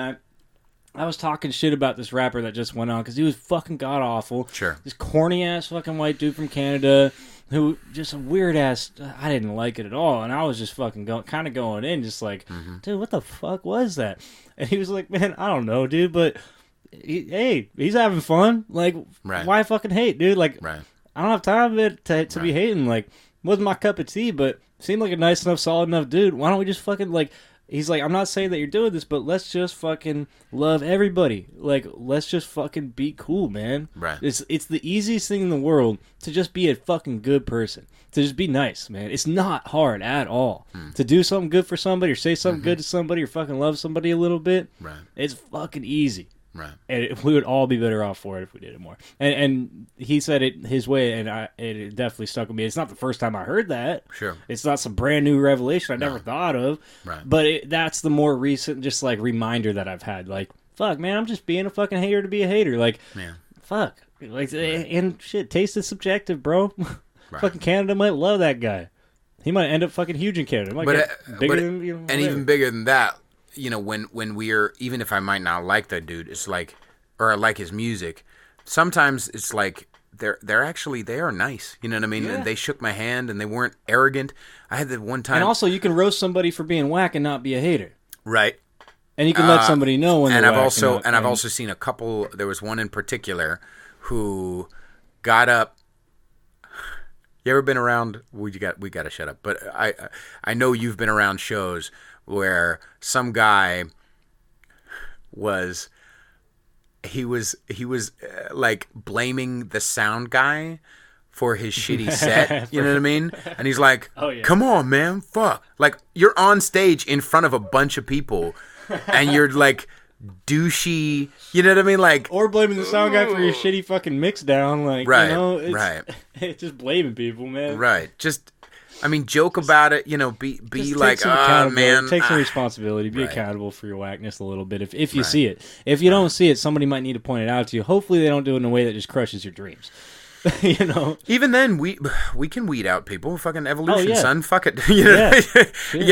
I need to be tested. Otherwise, what the fuck is the point? Whack rappers. We need more managers. If you love rap and you want to be involved, we could use agents. We could use managers. We need P. Diddy in the fucking back in the video. If you're trying to get better and it just ain't happening, just take a break. Ow! I need a promoter. I need a manager. I need a fucking agent. Do you know a button thing or a t-shirt machine? You could be our merch guy. Come on, man. I mean, come on. There's a lot of artistic outlets out there. I'm not even. I mean, it's funny to say the way I said it, but I'm not even kidding, bro. No, I know. If you think you're good and you're getting and you're starting to see maybe you're not as good as you thought, you can be involved in the scene. You could come be respected and involved in the scene still. If you're just a solid dude who has something to provide too. Who's the fucking goddamn it? I wish I remembered his name so I could shout him out. But Evan Litwack. Oh, I'll cut out his last name. But shout out to fucking. There's this guy named Evan who all the time is like rah. Like he comes to fucking every show. You ever heard of Citizen? And like the guys from the okay. So him and Poe, who's not Poe anymore, but him and all those guys used to pretty much every show. He's just this guy just enthusiastically loving it. Oh, is he the tall dude with glasses? Yeah. Fuck yeah, bro. He's fucking loving every That fucking guy- show, and he's not a hip hopper. He's not. Every time me and I can't remember who, but like every time I'm around Citizen, I'm like, this fucking dude. Yo, dude, if you're listening, if you got like some graphic design skills or some promoting skills, or you're interested in being involved, man, just go to take a couple classes, man. Just get decent at one of those things. But like, I feel like that guy should be, because he doesn't even want to rap. He doesn't want. He's just a fan. The scene, yeah. I just want to put him on like a T-shirt or something. Like, just love this dude. Fucking love Evan. Yo, dude. if he's down with that and you do that, man, he can make some dough. You can make hell some yeah, shit, dude. man. He could be one of those faces nobody even has to know. I get 50%. All right, now. Of course. Is there anything I get a small cut. Right. Is there anything you want to plug? Oh yeah, sure. This is coming out Monday, so if you have shows, if you're in San Francisco, come through to the Riptide on Thursday. It'll be the Thursday after this comes out, I guess. Second and fourth Thursday of every month. Children of the Funk, DJing old school funk, soul, and hip hop at the Riptide, and some rock and other shit too, just throwbacks all night. And yeah, that's a regular gig. Also, go to 800 Larkin on Tuesdays, 6 to 10. The Riptide's from 9 to 2. 800 Larkin, 6 to 10. For the homie Big Sean, Board Stiff, he DJs there. Hey, Big Sean, yeah. Yeah, every week. And Wings and Wax Wednesdays, the Hometown Heroes in South City. Hometown Heroes? Hometown Heroes. All right. Wings and Wax. That's a very different podcast. Another happy hour kind of thing with DJ Beats Me. So try to check those out. Very cool. Yeah. And people can find Yelir. Yep. You can find me on SoundCloud. You can find me on Bandcamp. Follow me on Instagram at Yelir, Yelir, COF. So Yelir COF. That's my handle. And in December, I will be playing music at Sunday the 16th. I'll be at Amelie Wine Bar in San Francisco on Polk Street between 7 and 9:45. And then I'll be at Duvin Wine Bar in Oakland in the Montclair District, 8:30 to 11-ish. Duvin, Duvin. You can find me on Instagram at Peter_Feliciano. Go to Conservatish Patreon, which is patreon.com/Conservatish, and sign up. I appreciate you coming on a lot, Yeller. I appreciate right on, man. The conversation, I think is obviously the most we've ever said to each other. Yeah, for sure. But yeah, man, good luck with everything. Fucking, thanks, like I said, you're good at this. Thank you, sir. And I know how podcasts go. It takes a while to really get the motors running and really see your how you're running your brand. Right. But you're off to a good start, man. Keep it up. I hope that some more people come on here and more people listen. And yeah, man, keep it going. Right on. Thanks, everybody. Peace.